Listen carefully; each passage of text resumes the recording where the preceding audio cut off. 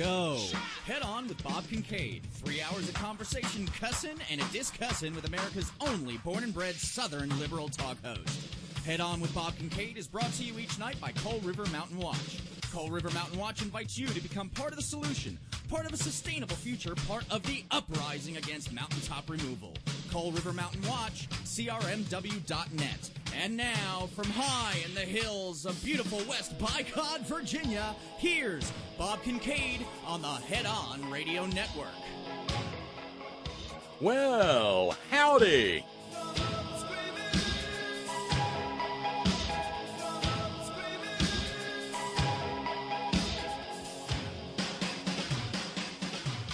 And here we go. We're off and running for this 18th day of January 2019. This is The Horn. Headon.live is where you'll find us online. That's the easiest way to get the stream, although there are many, many other ways to get it.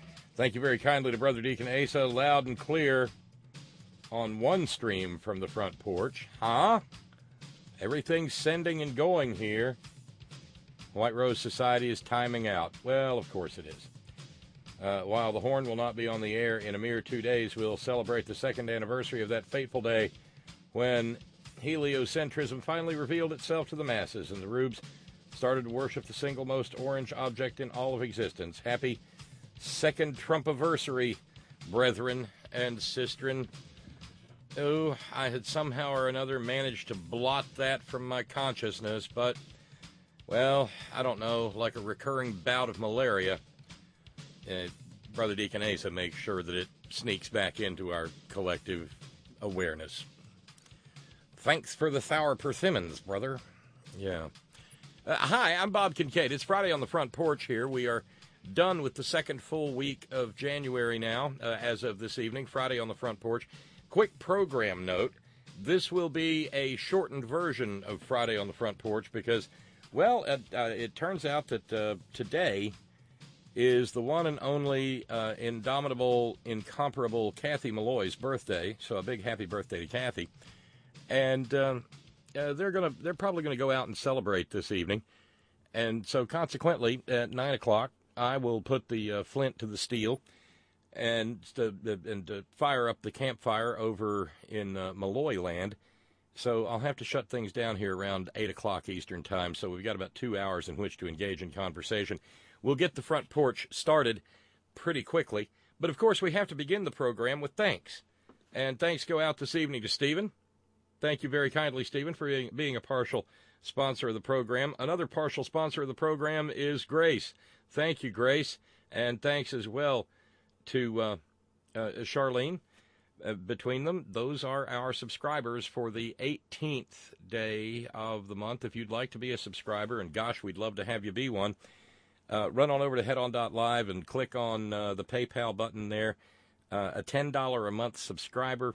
Well, you know the drill. Most of you do, unless you're new to the program. A $10 a month subscriber is down for all of not quite 16 cents per hour of programming. That's what it takes to keep things going here. If we could ever have 400 $10 a month subscribers. So thank you. If you care to join in. And thanks to everybody who keeps the program going, the rest of the program, the other 75% of the, thank you, throughout the course of the weeks, days and weeks and months and years, and yes, more now than one decade. Thank you so very, very much indeed.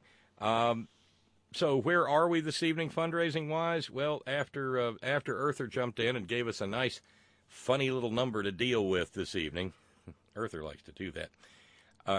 We have $568 to finish the week, and it's one of those situations where we kind of need to make our numbers so that we can have a Moran Monday on Monday, lest the things that make this program go stop, going. So that's where it all stands. And if you want to help out, well, again, the button is over at, the PayPal button is over at headon.live, headon.live. There's also a chat room button. If you click on that, pick yourself out a screen name and a password and jump into the, you'll be part of the merry, madcap, wacky, zany, multimedia, real-time extravaganza that is the Horn chat room. You'll be immediately greeted by the likes of Anatole and Sailor Chick and Squeaky and Terry in Saigon and Warrior Witch, and capably moderated by longtime and indefatigable veteran chat room moderator Sparky, who, even though he is a Spacing Guild Master, is well, let's say Sparky is holding back his powers and not folding space to become Man Cave this evening. You will also be capably moderated by midweek pinch hit utility chat room moderator and all-around great guy, Steve from Georgistan. Jump right in. The conversation is fine. So we've got plenty of time to cuss and discuss this evening. If you want to jump into the Friday on the Front Porch Extraordinary Ordinary Roundtable conversation, then all you have to do is fire up Skype. And once you're there, send a contact request to Sparky Dunk, SparkyDunc, Sparky Dunk, one word, and he'll show you the breadcrumb trail and shine the bob signal off the clouds so you can see the trail, the otherwise hidden trail that leads to the old holler tree that we sublet from the Keebler Elves, where we keep the Extraordinary Ordinary Roundtable, around which we gather, and at whose head, as moderator, Sparky sits. Okay, so jump right in. Of course, there's a phone line for people who can't seem to manage or negotiate Skype, and that, of course, that number is 844-843-4676, 844-THE-HORN. If you don't need us to do the toll-free thing, then just dial direct 304-640-2829, 304-640-2829. Yeah, Randy, I know. I'm sorry to hear it, too. The horn streams are down, and got no idea why. So, oopsie. I mean, you'll have that. Here, let me see if maybe this might even make a difference. And no, because that'll screw up the recording. We're just going to have to deal with it as it is.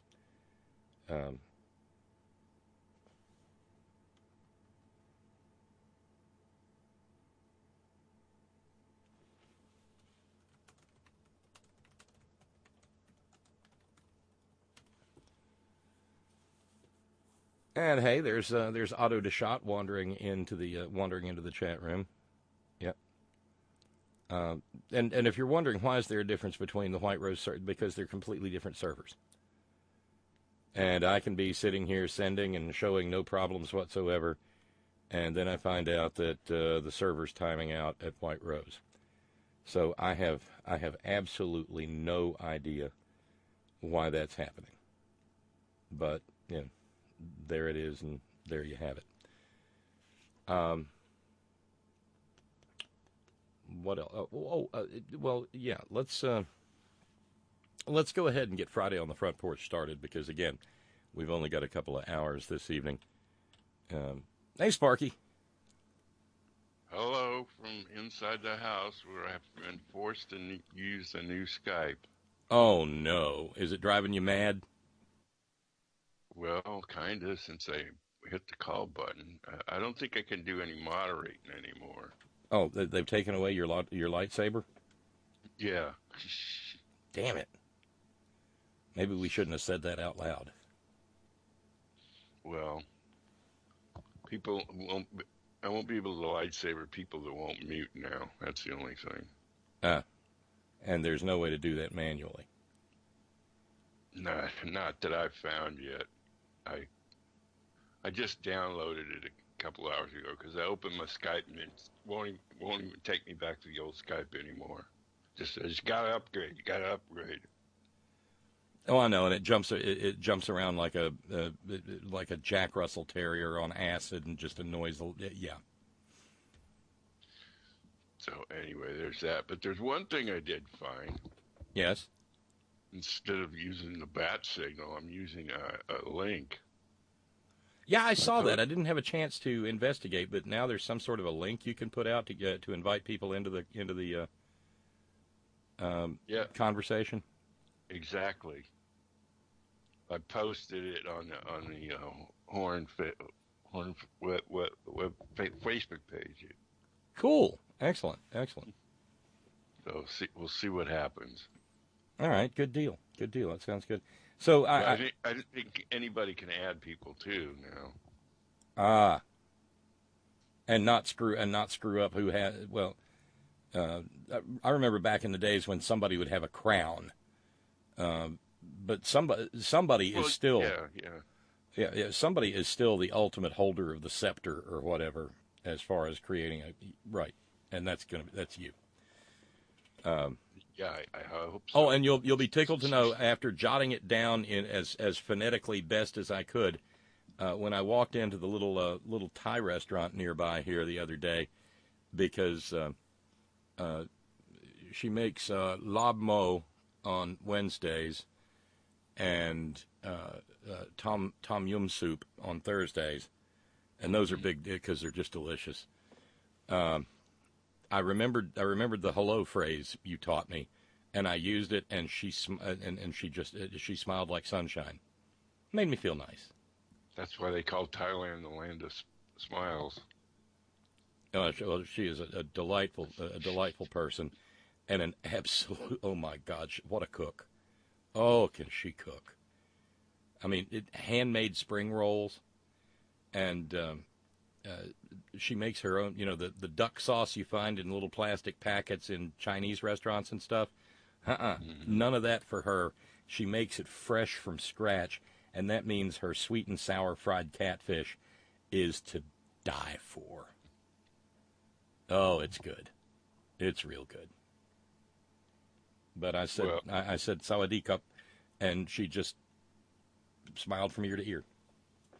And I'm sure I just butchered it, but I made the attempt. No, you didn't butcher it. That's as good as it gets. As good as it gets. But you get a smile on any Thai when you do that to them. It's just, that's why they call it the land of smiles. I'll be darned. But I have to thank you for that, because you made a day better. And you know, any chance we have to make a day better is a good day. Yeah, well, my day yesterday, I went on a run to Reading again with my Vietnam vet friend. He had to go to the VA clinic there. And then we made another trip up to Queen of Dragons. So I got some new flavors. Oh, yeah? Anything worth bragging about? One called Hero Wana. That sounds interesting. That's what I just tried before you call a little while ago. So you're using like a dry vape, right? Or are you just I got a little grinder. Mm-hmm. I put the bud in there and I grind it, and then I put the grindings down in a chamber and put the mouthpiece on it, and then turn it on. It heats up the. It kind of superheats it, right? Yeah. Well, I set it at 392 degrees. Someday civilization will come to West Virginia, but Lottie turned me on to these things. Oh yeah, yeah. Well, he lives in civilization too, because they got legal in Massachusetts now. Yeah, rub it in, Sparky. You know, meanwhile, we're still in the dark ages in West Virginia, going, man, you got any of that old Mexican ditchweed? Yeah, no, it's not quite that bad, but it's bad enough.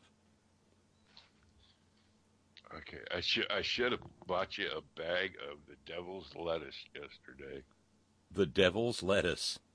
Yeah, it's small little buds from the trimmings, mm-hmm. and they give you about a half ounce of it. You know, it's not the good big buds, but it's the smaller buds. Does it get you where you need to go? I would assume it does. Well, see, that's the thing. I'm not all lost in the aesthetics here. I was never one of those guys that took the centerfold out of High Times and, you know, tacked it on the wall or anything. But anyway, that's what the guy told me, because you could look over the railing there in his place, and there was some people working packaging, trimming buds and weighing it. Had the blue gloves on and everything, and they were just going to town. like little busy little bonsai gardeners, tiny scissors. Yeah, they weren't young guys. They were older people, like your age. Not old like me, but they were. Well, you're not exactly old for God's sakes. They looked like they were in their 50s. Well, that's probably a good age for doing it because you've settled down a little bit and you're not just going to be transfixed by the sight of all that buddage. Yeah, they may be the owners of the place. I don't know. So, what was that one flavor that kind of intrigued me? Banana something or what? Oh, they don't have that on the board up there. Doggone it.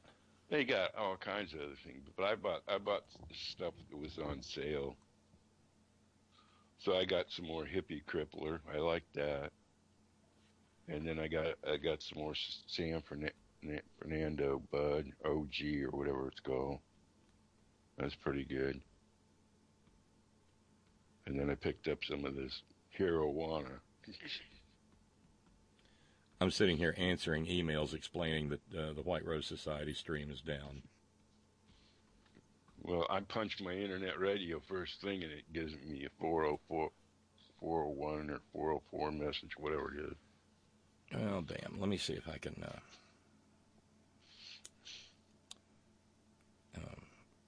send a message to Ben real quick.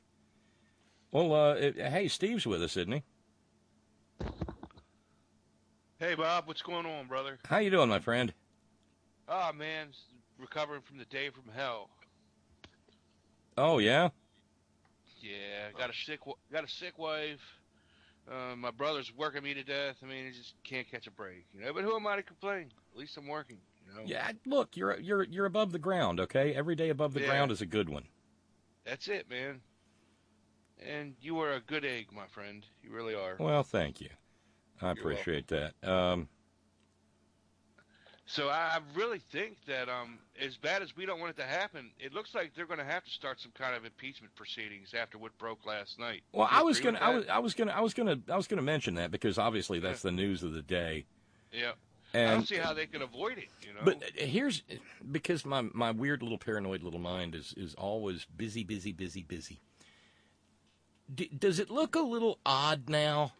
I mean, I'm not giving free rein to my paranoia, but this just strikes me as odd. You watched the Barr hearings, right?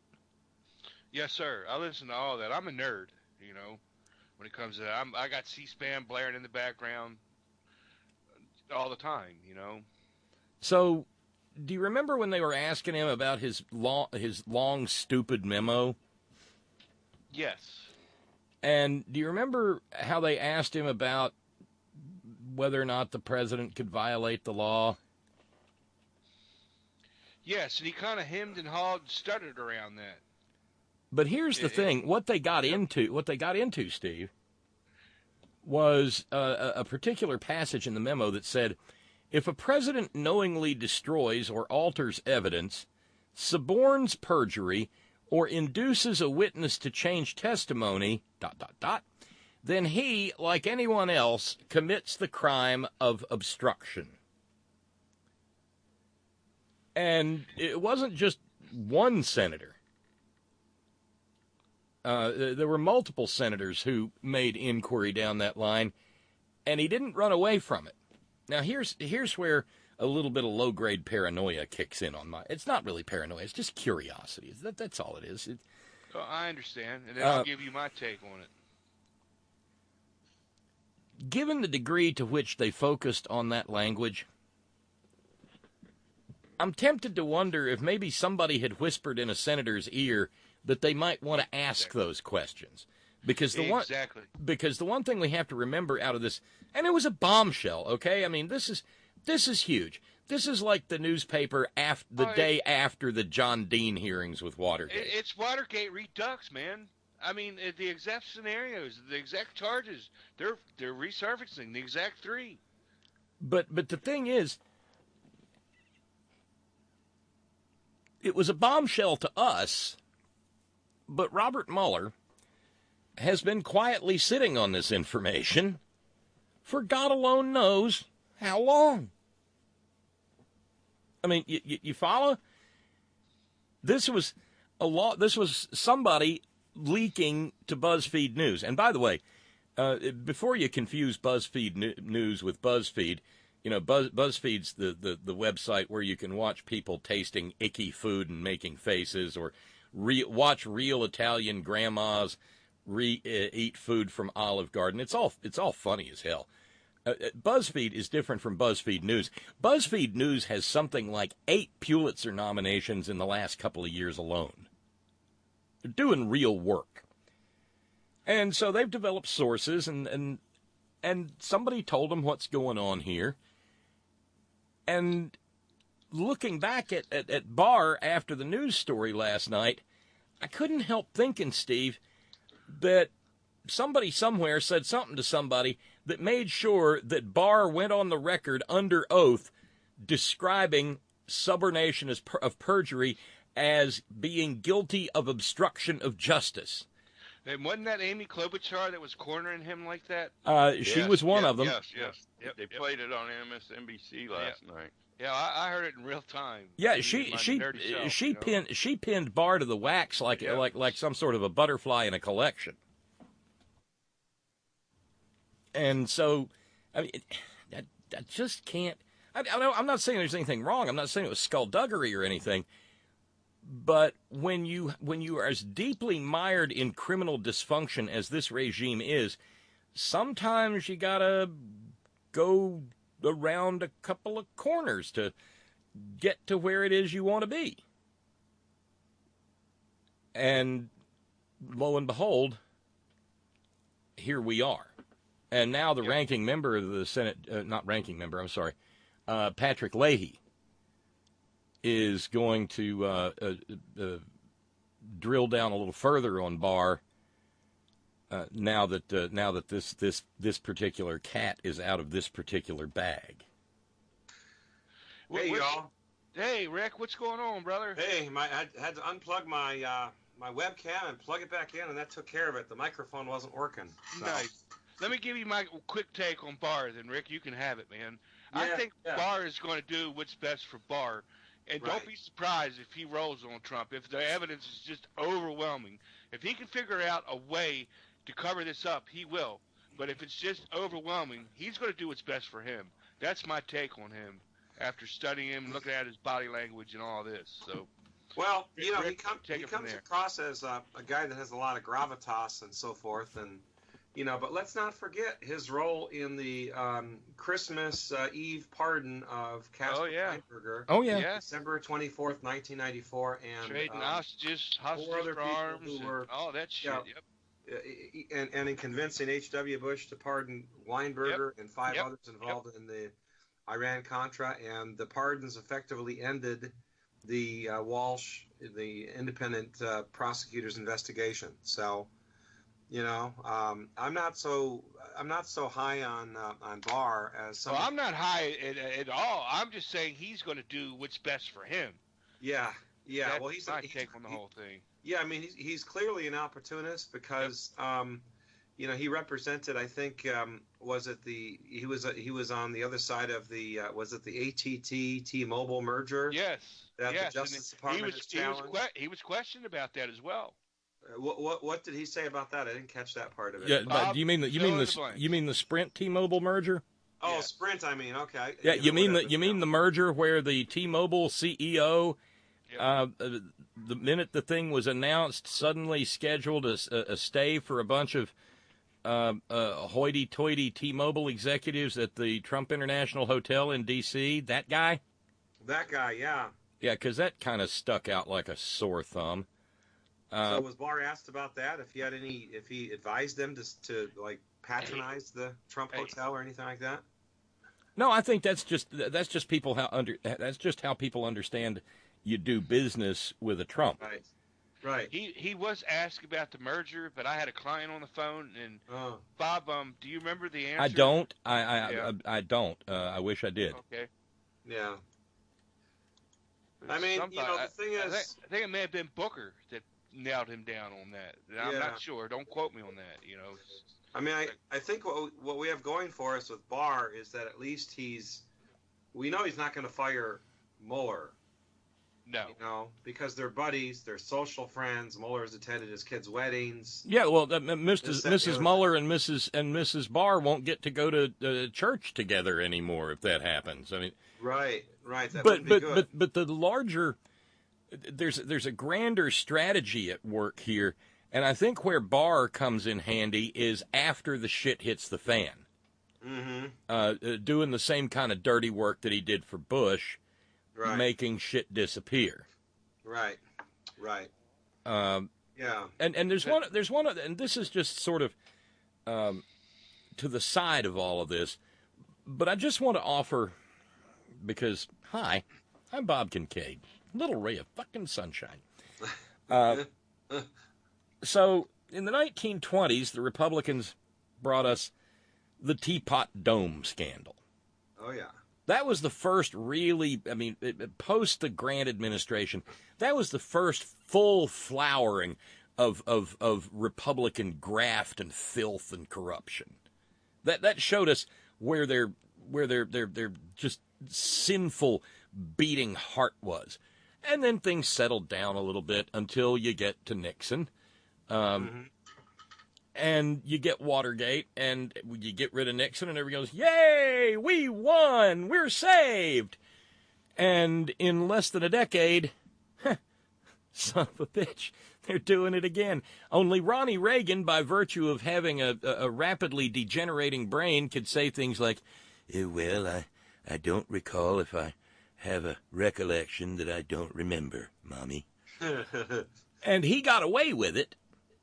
And then you get a Republican administration in George H.W. Bush that Barr helps to bury the bodies before they can start telling tales on H.W. so he could go on to have a hero's funeral later.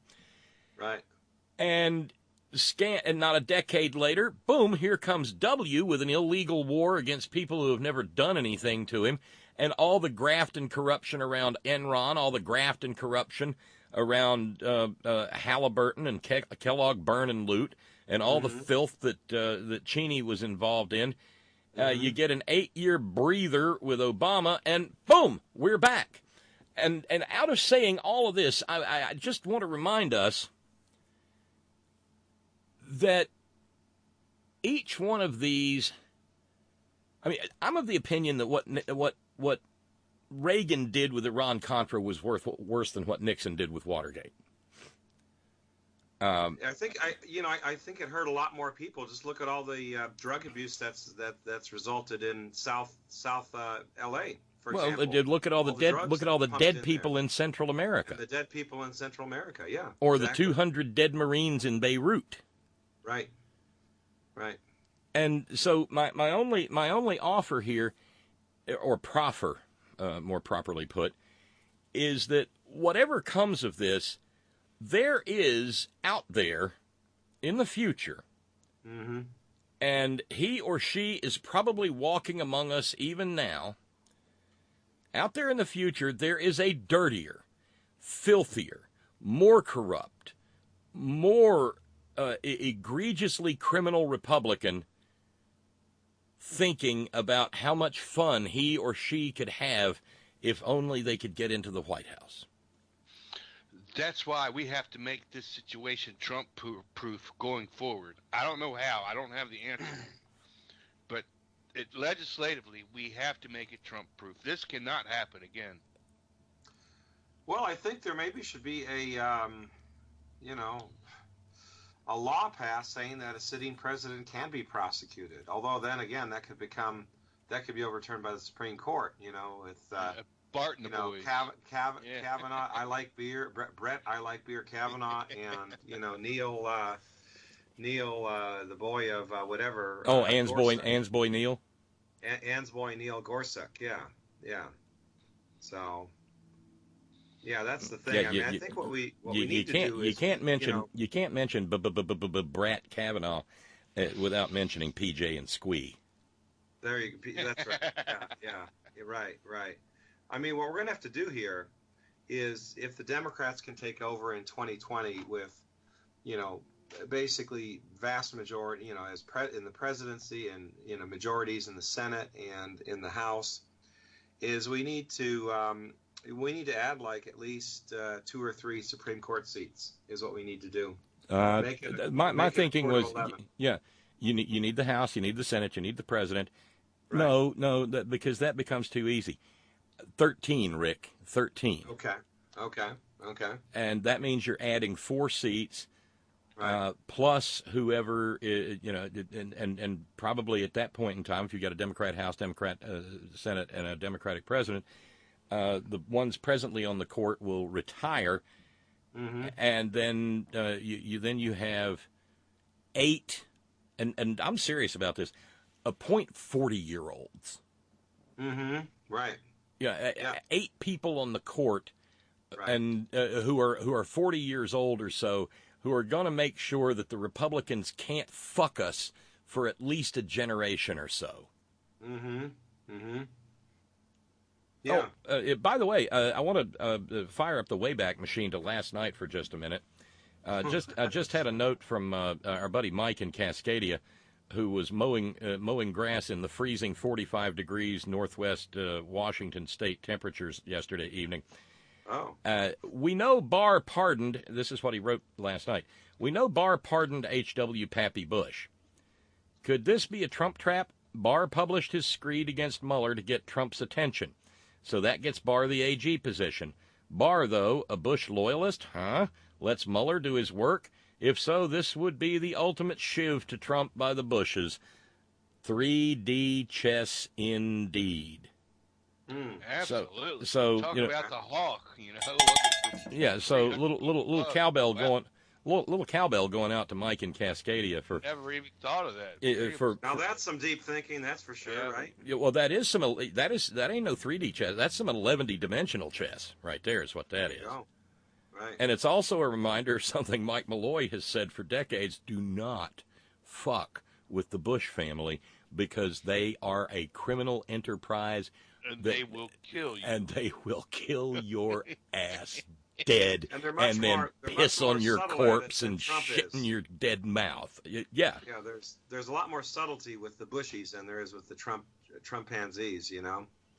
So. Oh, by the way, Mike got us started. We're kind of in a spot finishing the week, and a very short period of time to get there. Mike got us started with $25 this evening, so that takes us down. Oh dear, the numbers. So that 8 minus 5 is 3. That's 60. No, 63. So we're at 543. $543 to go, and to finish the week. And I got one big ass bill to pay here at the as soon as I'm off air, so that we can make sure that we've got a program next week. All right, Bob. I'm going to start it here. You're going to call it. Okay, Rick. Challenge is this going to be here? I guess this will be the pool post-mortem. Oh no! Wait! Post-mortem? Yeah, we both lost. Both my teams lost. Oh, damn it! I know. That's okay. Nah, we'll make it more positive here. We'll call this the how about impeach and remove the motherfucker, okay? Impeachment ain't enough, okay? The impeach and remove the motherfucker challenge. And I'll throw in, let's say 30. I'll double it to 60 if somebody matches the 30, okay? Okay, so 30 on the 30 there, needing 30 matched with 30 to go. Is there any kind of a time limit on this? Well, hell, I don't know. Just let me know. It's it can carry over if you need it to. No, I mean, do you want it in the next 10 minutes, the next 15 minutes, or by the top of the hour? Oh, you could wait till over the weekend if need be. Let's go for top of the hour. Okay. Well, Rick, I really think that the House will be obligated to impeach, but I don't see the Senate ever picking it up. And on that note, I'm going to... Guys, let me try to connect you, okay? Okay. On that note, can you hear me, Bob? Yeah, I got you, Steve. All right, man. I'm going to match Rich's... not match it, but come close to matching my good friend's challenge, and I'm going to throw in $20. So keep his challenge $10 short. Okay, so let's see. I would match it dollar for dollar. God damn, I got killed with medical pills last year. Oh no, please don't. We'll a little. Yep. You know, the rivers are formed up. Rivers are formed of drops of rain. Yep. Okay. Absolutely. So let's see. Let's do them. Okay, so we got it. It's 543 minus. So that's 513. And if somebody kicks another 10. That'll take us down to 483. Rick kicks the other, and that gets us to 453. And so we're making progress, I think, if I'm ciphering good. But to go, just to go back to the issue of him, and I'm right there with you, Steve. I don't know. I don't know if. And Ted Lieu and a couple of others were saying something similar, that if this proves to be true, that there's no way around it. And the House is going to have to do its job. But I'm still standing on, and this is based on the real world, I'm still standing pat on what I've said about the Senate. I don't think Mitch McConnell will even allow a bill of impeachment to be heard, let alone tried, inside the Senate of the United States. He has the option of not even picking it up, doesn't he? No, he doesn't have that option. Oh, okay. I got a yes and a no. I'm confused. No, it is. The House shall and the Senate shall. But shall doesn't mean a goddamn thing to Mitch McConnell, because Mitch McConnell is a force unto himself who is utterly unaccountable, because there's nobody in Kentucky that's going to take his position away from him, and he knows it, because he owns Kentucky politics. He's a boss Tweed of Kentucky politics. He's the dictator of Kentucky. Everybody else serves at his sufferance.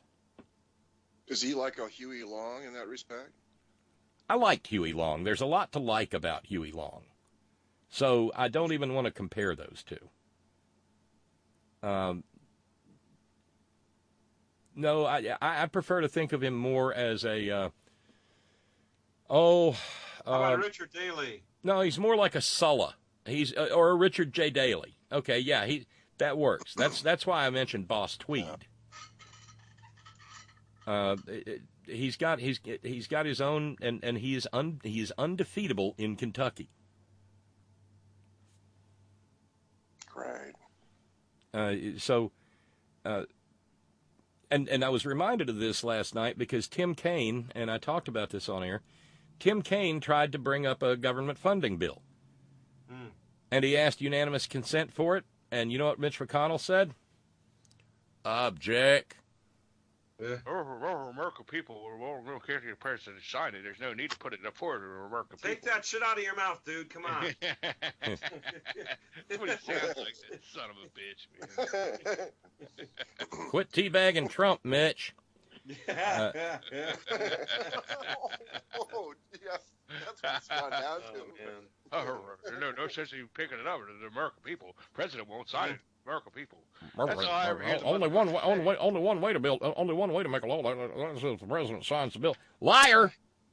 See, the thing about Mitch, Bob, is he's up to his neck in this shit because he's a major beneficiary of the National Ruble Association. Absolutely, that's why he tables everything. Yeah. I'll say what I said with Todd last night. I mean, let's walk through this real slow, like. The GRU hacked the DNC and the RNC servers. Right. They then released the DNC emails in order to harm Hillary Clinton's campaign. Mm-hmm. But they kept the good stuff. And that was the RNC's emails, and that means that they have a shit ton of leverage over all kinds of Republicans in the Congress, and maybe out of the Congress. Lindsey Graham is another guy who's heavily compromised.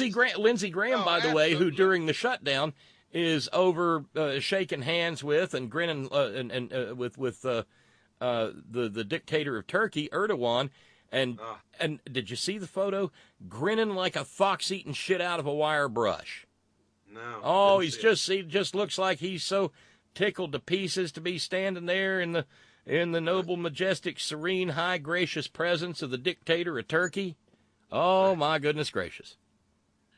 If you listen side by side what Lindsey had to comment about Clinton's indiscretion compared to what Trump's indiscretions, which they don't even compare, man. You're talking a Hummer against, all this bullshit that's blowing up. It will demonstrate to everybody the hypocrisy that's in politics. It's sickening, man. It's stomach turning, and it's sickening. Well, it is. It is. The Republicans really do well with corruption. They love it. They love these dictators. They always have. Because they wish they could run America. That's why I say there's going to be another one. Because every time we think we've got them licked, there's another one. No, exactly. And the problem is you get a buffoon like Trump in there, and if you get a real Hitler in there, like let's say two or three terms from now, set match a game, game set match. Forget about it. By the way, whoever had 6:41 p.m. in the Hitler pool this evening, you win. Oh, we started that again. Well, I think we had to this evening for one particular reason, and I'm going to jump over and sort of change topics real quick. Like, I don't know if you're aware of this, but they're having their March for Life in Washington D.C. And one of the invitees is, of course, this neo-maxi Zoom dweeby by the name of Ben Shapiro. Oh, God.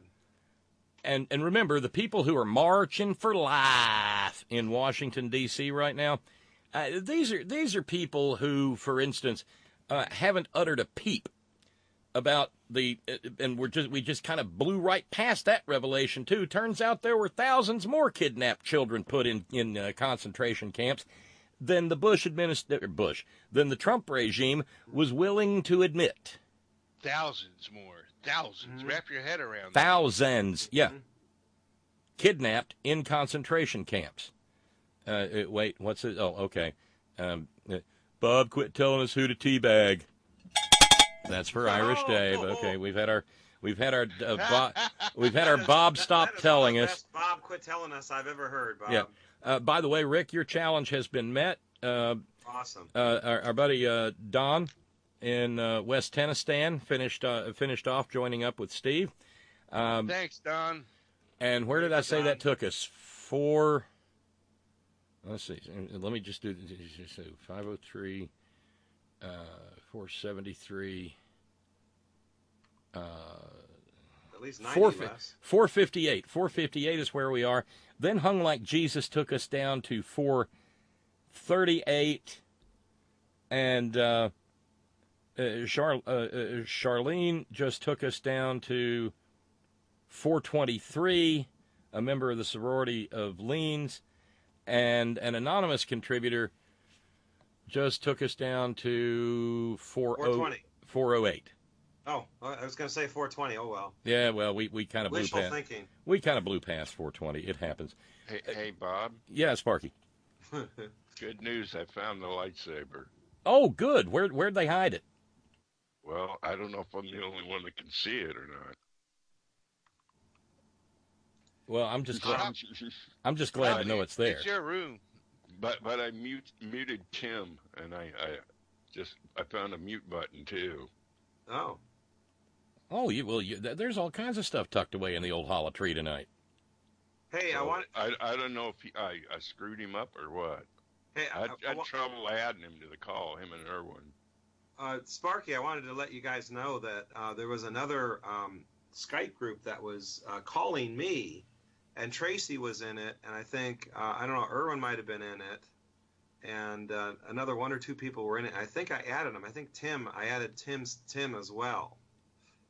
Well, Tracy's in here, but so I can see he was muted now too. Yeah, so I don't know. Maybe I think you can add anybody. I think I can add people. You can add people. I mean, it could be a real free for all. But I should probably I should probably let you know that. I can click on somebody and kill them too. Oh well, we don't want that. No. And not unless they piss you off, right, Duncan? Yeah, right. Well, maybe Brain is in the room. Maybe we could kill him or something. But I just wanted. I don't know if anybody else can see it. Brain. Can you hear me now? Yeah. Yes. Otto is back. Yes. This chat room is so cool. I have not had to kick anybody since Brain. You know, I have. Yeah, but you got to admit, kicking Brain was a lot of fun. It was. Was that a troll? It was a guy who couldn't spell his name, Brian. He spelled it great. But he wasn't really named. But he wasn't really named. Yeah. He was humorous, though. He really was. He was in the old chat room, the old horn chat that I was. It's fun to admin. It's fun to punk people with. It's fun to punk people out with right-wing voice. I do it once in a while when I'm talking to people, but I got a voice that I think would be really a big hit on Bob's show. It's like Bob Gucci. Yeah, man, I'm a right-winger and I hate people, but I love pussy. You know, that's the way it is. Oh dear God. Okay. You just go on like that all the time. Right, Bob, no, that's very close to my Alex Jones voice. Yeah, there you go. It's Alex Jones. He sounds like he's ready to take a shit. Mm-hmm. And Bob Guccione is only halfway there, I guess. Oh yeah, well I know. Alex Jones is the full-on shit. Yeah, full-on. Alex is nuts, though. That guy is totally insane. So let me just roll back real quick to Neo Maxi Zoom Dweeby at Ben Shapiro at the March for Life. They do this every year. Busloads of evil, of good, God-fearing, upstanding, Bible-believing, Christ-centered, evangelical, fundamentalist, homosexual, fetus fetishists show up in Washington, D.C. when it's freezing cold to March for Life. I've been there when it happened, and I mean, you want to talk about some real walking, talking, living pool noodles. I mean, Jesus Christ, these are, yeah. So Ben Shapiro, what? Living pool noodles? I mean, yeah. Cowbell for yourself, Bob. Oh well, thank you, Rick. Okay. That just happened. But anyway, Ben Shapiro's talking, and then this happens. This is get the hockey puck, okay? I mean, I don't know how this became the standard, but it is. The argument, I guess, here is that would you kill baby Hitler? And the truth is that no pro-life person on earth would kill baby Hitler, right? Because baby Hitler wasn't Hitler. Adult Hitler was Hitler. Baby Hitler was a baby. So now, wait, was that Tracy? Like a robot. Was that Tracy? That was Tracy. Yeah. Yes, it was. Is that Tracy? Okay, what the entire fuck? Well, no, I mean, I heard so this conversation about baby Hitler immediately explodes on social media, and I'm so simple that I'm just sitting here at home looking at Agnes going, baby Hitler, doot doot doot doot, baby Hitler, doot doot doot doot. Springtime for baby Hitler. Now you couldn't kill baby Hitler because baby Hitler was a baby. Only adult Hitler was. So who does baby Hitler go up to be? You schmuck. It's like seriously. So in his thinking, because I'm trying to wrap my head around that rationale. So a pro-lifer is like, well, I'm not going to kill baby Hitler because he's a baby. But then again, he still comes out to become Hitler. So, well, give him a chance. I mean, it's either nurture versus nature. Give him a chance. I'm getting the vacuum cleaner and the coat hanger ready. I'm sorry. Well, when it comes to Hitler, I blame the father. His father was really hard on him, and Hitler. Yeah, Alois was an asshole. Yeah, he's a total asshole. Yeah. But I don't think Mother Hitler was much better. Oh, she's a co-enabler. Mother Hitler, doot. Mommy Hitler, doot. Daddy Hitler, doot. He had mother issues, though. Dude really did. Stop it. But Ben Shapiro sounds like a chipmunk if you listen to him. Yeah, what is Or that he's voice? a speed freak. Is he an adult? Killiam head, yeah. Yeah, he's an adult, but he Is was he on a Bill full-blown Maher, and he human sounds like being? a robot. What He's kind a of voice robot. is that? Well, I mean, we can finish the clip if we absolutely must. Hang on. Yeah. What you presumably want to do with Baby Hitler was Okay, take Bob. Baby... Oh, wait. Okay, so, yeah, stand by. Here we go. Let's just get it all. Right? The argument, I guess, here is that would you kill baby Hitler? And the truth is that no pro-life person on earth would kill baby Hitler, right? Because baby Hitler wasn't Hitler. Adult Hitler was Hitler. Baby Hitler was a baby. Right? What you presumably want to do with baby Hitler was take baby Hitler out of baby Hitler's house and move baby Hitler into a better house where he would not grow up to be Hitler, right? That's the idea. It's the cheering of the crowd that makes it art. Woo! We're saving baby Hitler! Woo! Pro-life! He sounds like Cartman. You know, they take Cartman's voice and he does it and then they speed it up. That's what he sounds like, man. Jesus. Well, I mean, how is this not a script point out of the fucking Squidbillies? Adopt baby Hitler now, people. Come on, get him out of that home. Adopt him. Oh, jeez. Sherman, set the Wayback Machine for Mrs. Hitler's obstetrician. But I'm with Tracy. If you knew for certainty it was going to spawn into a Hitler, yeah, gotta go, man. But see, this thing kind of has a history, because I for years, you know, I've gotten all the weirdo emails every day. I can't tell you the number. Oh my God, just and so they do things like what was it? They pass around these pro-life emails about his daddy had syphilis and his mama had affairs, and she had this baby, and she knew that she'd had a baby with a man who cheated on her, and what if she would have aborted that baby? Well, that baby was Winston Churchill. You know, as if every baby is Winston Churchill. And, you know, back when I used to fight with right-wingers, I'd come back at him and say, well, you know, she was a perfectly normal lady, and she was in a perfectly normal relationship and a perfectly normal marriage with a hard-working guy, and you wouldn't want to abort that baby, would you? And for all I know, this is just the things I whisper into the universe that come reverberating back 10, 15 years later. Well, no, I wouldn't. Well, that baby was Hitler. Well, you know, another angle, Bob, is that these right-to-lifers say, well, what if the baby that you're aborting, you know, is going to, you know, cure cancer? You know, how do you know that baby might have cured cancer? Yeah, I'm well the familiar. comeback is the Hitler baby, you know, aborting Hitler. You know, baby Hitler, baby Hitler. I'm sorry, you know, once you've heard that damn song, it just gets stuck in your head.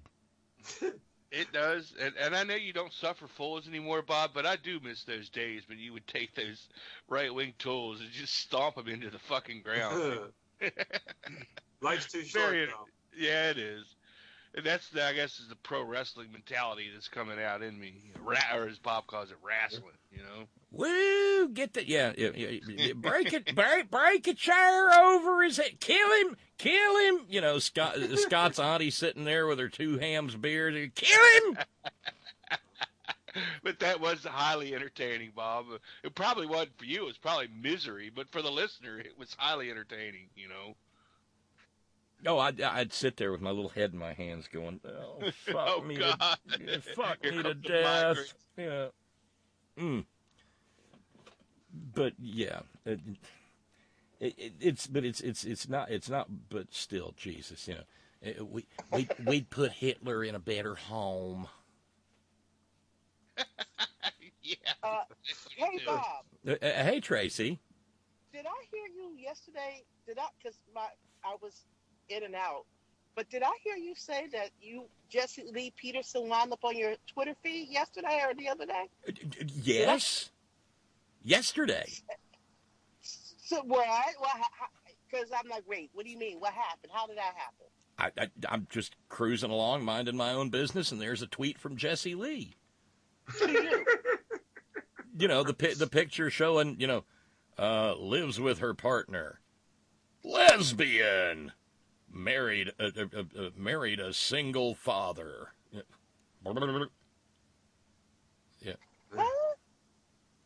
No, I know. I've got a lot of WTAF moments in my life, Tracy.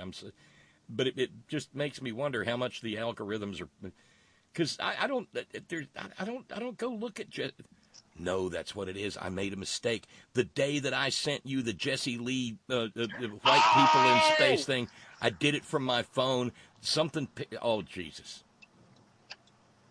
Oh, that's what happened. You sent Tracy a link on your phone about Jesse Lee. Okay, an article. And suddenly, boom, he's in my Twitter feed. Oh, my God. Oh, wow. Did you respond to him? No. Why not? No, I just sit and laugh. Or troll him? You could troll him. Sharecropping in space. Yeah. May I add, Miss Tracy, it's great to hear you back and in good form. It sounds like you're back to your old self again. I'm so glad you shook all that nonsense. Well, here's the deal. I decided to go. I have a really good doctor, and I can usually just walk in, and I'm like, because this cough I can't get rid of. So after I did my school run this morning, I'm like, okay, I'm just going to take my ass to my doctor. The one day that I decided to finally go, he's not out. He wasn't at the office today. I'm like, this cough is. It's still there. Okay. It's still there. But damn it. I'm functioning better. But the worst thing about this cough is when I do start coughing, I get dizzy, and I'm like, well, at least I know. I'm beginning to feel like Camille, and I'm gonna die from the consumption, for God's sake. I'm sorry, not laughing at, laughing with. I'm beginning to feel like Camille. Consumption's no fun. It's a no fun disease. It's a no fun disease, but it's just like I cannot fucking shake this cough. And I'm at that point where I'm going to probably go to urgent care tomorrow and have them do a chest x-ray to make sure that, because the good thing is whatever I'm coughing up is clear. It's, it's that's a win. But brown, you don't want to. Like that. Yeah, are you running a fever? No, okay. I've been monitoring, making sure I'm not running a fever and all that good stuff. Tracy, I'm going to post a link. You need to look at this because this is what Karen is dealing with. Stand by a minute, okay? Okay, sweetie. But it's just been a pain, in my happy black ass. But I did have, because I've just been really over this cough. But I heard this morning something that I sent Bob that just made my day, made my week. I was listening to Sojourner Truth this morning on KPFK, and she played this speech that Reverend Dr. William Barber did to the United States for Palestinian Liberation. It's this organization, and U.S. Committee for Palestinian Relief, I think. Thank you. Something like that. And my God, that speech, and I had to send it to Bob because, and when Bob listened to him, he's like, oh my God. He referred to Jesus as the brown-skinned Palestinian. And as soon as I heard that, I totally went online looking for the speech so I could send to Bob. This speech, he oh my God. He called out Trump. He called out evangelical preachers. What did he say? He called it what did he call about malpractice? Oh my God. Theological malpractice. Yeah, it's a great keynote speech. It's about 40 minutes long, and it's worth every minute. It is worth. You sit there because see what I didn't see the link that I sent Bob, I hadn't watched the speech. I just heard it this morning on the radio. So of course there's no video. But to watch, so I watched it, and I was just sitting there going, and what I appreciated about it, and this is one of the things I appreciate about Reverend Barber, he gets it. I mean, even Bob, who is, I mean, we've all heard how he feels about Christianity. You know, the whole the shysters and the charlatans that that call themselves children of God. But to hear Reverend Barber, because he is pro LGBTQ, I mean, and Yvette Flinders, the bishop that he was speaking about, I met her. She is the most amazing woman you would ever have the privilege of meeting. She was back. She could have went to jail back in the day in the heights of the AIDS crisis. She actually took care of gay men and was using experimental medications that were illegal and helping. Her story is amazing, and that part that he says, we're all, as a straight man, and preachers, we're always talking about affirming, the LGBTQ community. He's like, well, what about them affirming us? I was like, oh my God. Oh my God. But I mean, who did he call out? He called out Falwell. Who else did he call out, Bob? Oh God. I just remember the preachers I hear on that, that's not the Jesus I know from the preachers I hear on the TV or something like that. Right. I mean, he called out Falwell and a couple of other ones by name, saying that, this anti, you talk about this and you talk about that, but you don't mention what's happening in Palestine. Oh, when he was talking about how they fetishize about Israel, about the coming back of Christ. That's what he called theological. He said it was a lie, theological malpractice. I'm like, oh, he's a bad brother. But remember, I don't know if you guys remember, but he was the brother that got, did they throw him off the plane? Because because he's a big man. And he had everywhere, because he has to, whenever he travels, he has to buy 2 plane tickets because he has to take up 2 seats. And what happened, Bob? Do you remember that? Oh, yeah, they bounced him. Yeah, they bounced him off the plane. Because was it the white guy that got? And see, all of this happens before the latest revelations. See what I did there? Revelations. Revelations about Jerry Falwell Jr. and Liberty University, because remember the scam that Cohen was directed to run involved him hiring the IT chief for Jerry Falwell U.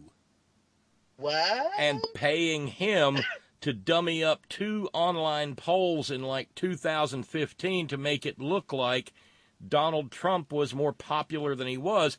And one of them was a Drudge Report poll. And all of a sudden the Drudge Report was like, fuck you say. And they got downright uppity about Michael Cohen. And so, yeah. And, meanwhile, Jerry Falwell was, his organization is implicated in the filth and skullduggery that the Trump assholes engaged in order to somehow or another slither into the White House. I mean, that's another thing he talked about he was, what did he say? When you have 3 million people that voted for Hillary, the one candidate who should have won, what did he say? And this other person who was just appointed or whatever, he was not elected. This, I mean, he breaks it down about the racism. Did he refer to him as the president of the Electoral College? Yes, something like that. And he's not sitting there breathing fire and brimstone and hacking and hawing, like the shtick that I do on Wednesdays. He just quietly went about the business of taking these freaks apart like a Zen master takes apart a spider web. Mm-hmm.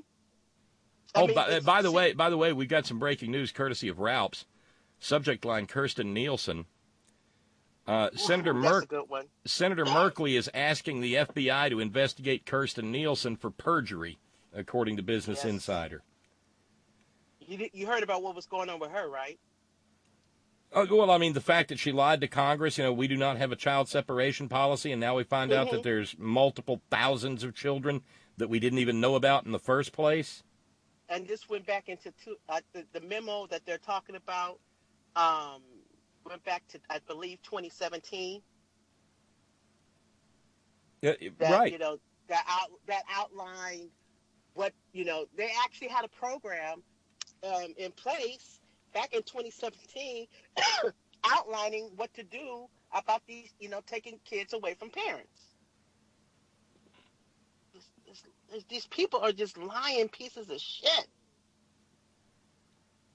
And some of them and some of them, I hope, will wind up, making very tiny gravel out of very large rocks. That'll be wonderful. Yeah, wouldn't it? And let's see, what's the day? Is it February 7th or February 8th that Cohen is scheduled to testify? So Donnie Dimwit decides to engage in some witness intimidating today on Twitter. Oh, yes. Yeah, you saw that?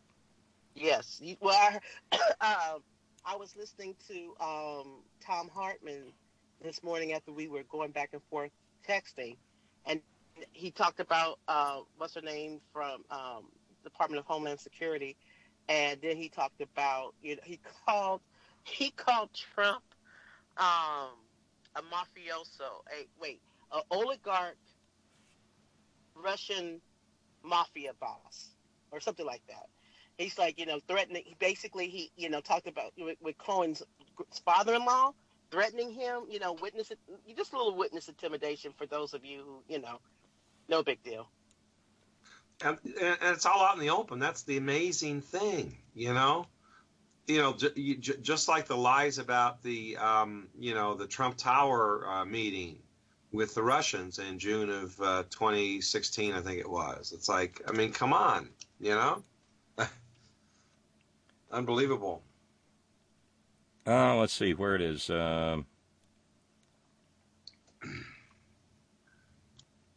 He said a president selected, not elected. That's what he said. Yeah.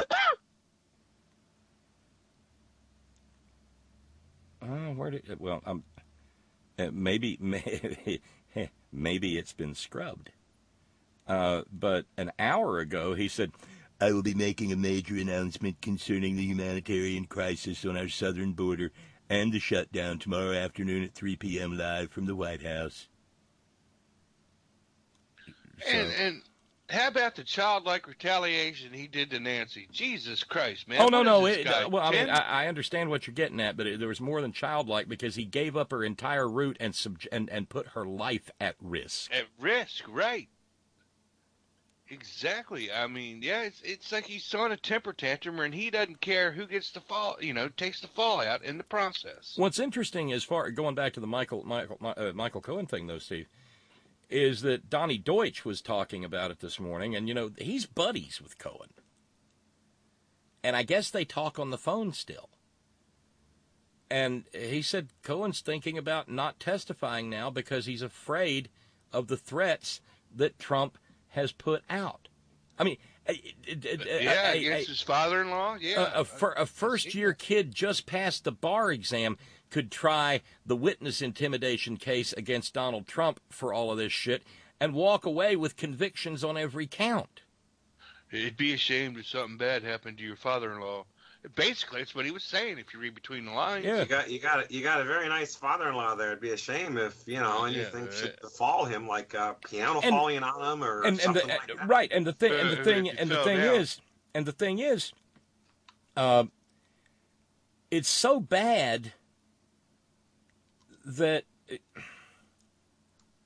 it's undeniable, and he doesn't. In this case, he doesn't even have The last time he tried witness intimidation on Twitter, his apologists said, "Well, no, he was just telling him to. He was just telling him to tell the truth." Well, in this case, that's not there. And according to Donnie Deutsch, he did it live on TV, and Cohen is fucking afraid. And this fits with Trump's personal vision of himself as made man capo wannabe. You know? He sees himself as a glamorous mobster. And he's trying to behave like it, not remembering that a lot of mobsters go to fucking prison. Which you could circle back to Rudy Giuliani's interview the other night, with how he moved the goalposts. You know, he was all lizard-eyed and looked just crazier than a hatter. Whew. Those eyes, man, those eyes. Yeah, Jesus. And no, I never said there was no collusion in the administration, just with the president. Bullshit. All you got to do is you can get sound bites from YouTube, and yeah, he said that the whole administration there was no collusion, and now he's saying no, I never said that. It was just the president. You know how you know things have gotten bad? And why do you think that is, Bob? When Kellyanne Conway won't issue her standard denial. She showed up on Fox News Business today and was asked about the BuzzFeed news story. I have one other thing I have to ask you about, because we had this big news yesterday. Is the BuzzFeed report. It says Michael Cohen was personally instructed by President Trump to lie to Congress about that Trump Tower in Moscow. What's your response to that? Well, the president weighed in on this on Twitter this morning, so I would refer you to that. And also, I'm very, very dismayed that the sourcing in this particular article are two law enforcement officials. Oh, poor baby. She's dismayed about the sourcing. Well, Bob, can I ask you a question? What happened to it didn't happen? It's not true. I think we need to pat the snowflakes on the butt, you know, poor babies, you know. Yeah, well, hold on just a minute, Steve, because there's more of this. Okay. Because all right, yeah. This but is I've got a burning question. I'd like your input on. All right, well, let's go to the burning question then. No, you first, brother. Go ahead. No, go, because one of us will forget, and next thing you know, we'll be talking about Shiny Heine, and we'll be screwed. Do you think Rudy was making noise, kind of like the tree falling, to distract everybody before the thing hit? He is doing what his boss tells him to do. He's 1,000 years old. He's not worried about his law license. But now he's beginning to wonder if he should worry about prison. He was making noise about the tree falling so you don't see the destruction in the forest. I'm almost certain that's what he was doing. This comes. They know, okay? Every time you write an article like this, you have to reach out to the people you're writing about and say, do you have any comment? Or at the minimum, soften the blow. It's old news. We've already heard this. And so at the time that he was actually talking to Chris Cuomo, he knew this story was coming. And it was bugging him out. And so he was trying to put that bluster up there. Well, I never said there was no collusion by anybody.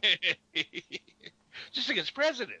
Right, and there's only one crime this president could commit, you know, and that would be a conspiracy with the Russians to hack the election, and we all know that didn't happen.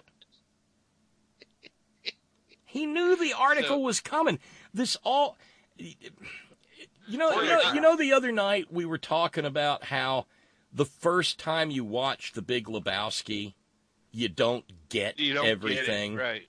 Right. It's one of those movies that you got. Any of the Coen movies. And the third time, and the fourth time, and the fifth time. Things keep emerging.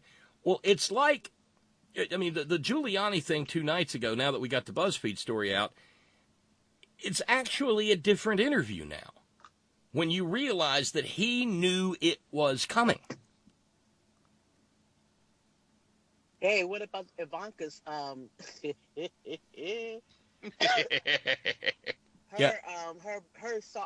soft shoe back paddling? peddling. Look, they are all trying to position themselves to make sure that they're not the one that goes under the bus. And if anybody knows, precious Ivanka does, that her daddy will put her under the bus in a New York second. And so consequently, I mean, this is a great little denial. I've got the quote right here, Tracy. Oh, please do. Please read that, because it's awesome. Ms. Trump, and by this proposal, what we're talking about here is the denial that she was involved in the Trump Tower Moscow negotiations, okay? Because that's part and parcel of all of this. Trump Tower Moscow is at the heart of all of this grift and graft and filth and corruption and skeevery and skullduggery. Ms. Trump, she's Ms. Trump now suddenly. She's not Mrs. Kushner. How about that? Ms. Trump did not know about this proposal until after a non-binding letter of intent had been signed, never talked to anyone outside the organization about the proposal. That means she did talk to people inside the organization about the proposal, as in, Dadums, you're going to get us all sent to prison, Dadums. And I don't look good in orange, Dadums, and I don't like Alderson, West Virginia, Dadums. I don't like West Virginia at all. Never visited the projected project site and was only minimally involved. This is one of those moments where there's not an adverb in English that's going to help you, because what that says is she was...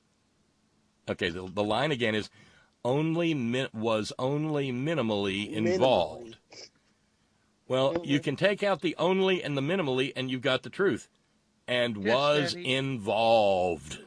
Up to her neck. Yeah, she's basically saying she's just a little bit pregnant. I mean, it's the same principle. You either are or you aren't. So we are of the consensus that Rudy was trying to soften the blow. Then no, Rudy was flipping out. I mean, so there was more to it. There's nothing. That may have been a part of it. There was more to it than that. The only softening taking place with that, Steve, was the stool softener that he took. Oh, jeez. That's why his eyes were bugging. Yeah, right. It probably hit too quick. But I want to. But now that we're past the burning question, I want to go back, and now that we've talked about precious Ivanka's non-denial denial, only minimally involved. Oh, you mean involved? Well, yes. Funny how, and again, I still find it interesting that she's referred to as Ms. Trump and not Mrs. Kushner. I mean, they got an upstanding family values marriage and everything. So back to Kellyanne Conway, who was disturbed about the two law enforcement sources. Disturbed. Who are connected to the investigation. That should send a chill down everybody's spine. People should not be leaking information from investigations. I don't see verification of this from where I sit. Funny thing was, she wasn't asked if she was upset about the leaking. And I think that other outlets that are running with this and putting on BuzzFeed should just be reminded about the unverified dossier and its origins as well. But okay, let's remind the other organizations about the unverified dossier, most of which everything except the actual fucking PP tape has been verified. So thank you for reminding us, Kellyanne. I will tell they you also did refute those allegations. Bob, I was going to say they also never directly said that the stuff in the dossier is false. It took them a long time to get to that point. Right. And the thing is, most of the stuff in the dossier turns out to be, true. Yeah. And there are some truths about the fact that, where the PPT tape happened, he actually did stay in the Ritz-Carlton, and people who know intelligence and domestic spying in Russia say there is not a broom closet in the Ritz-Carlton Moscow that is not wired by the FSB.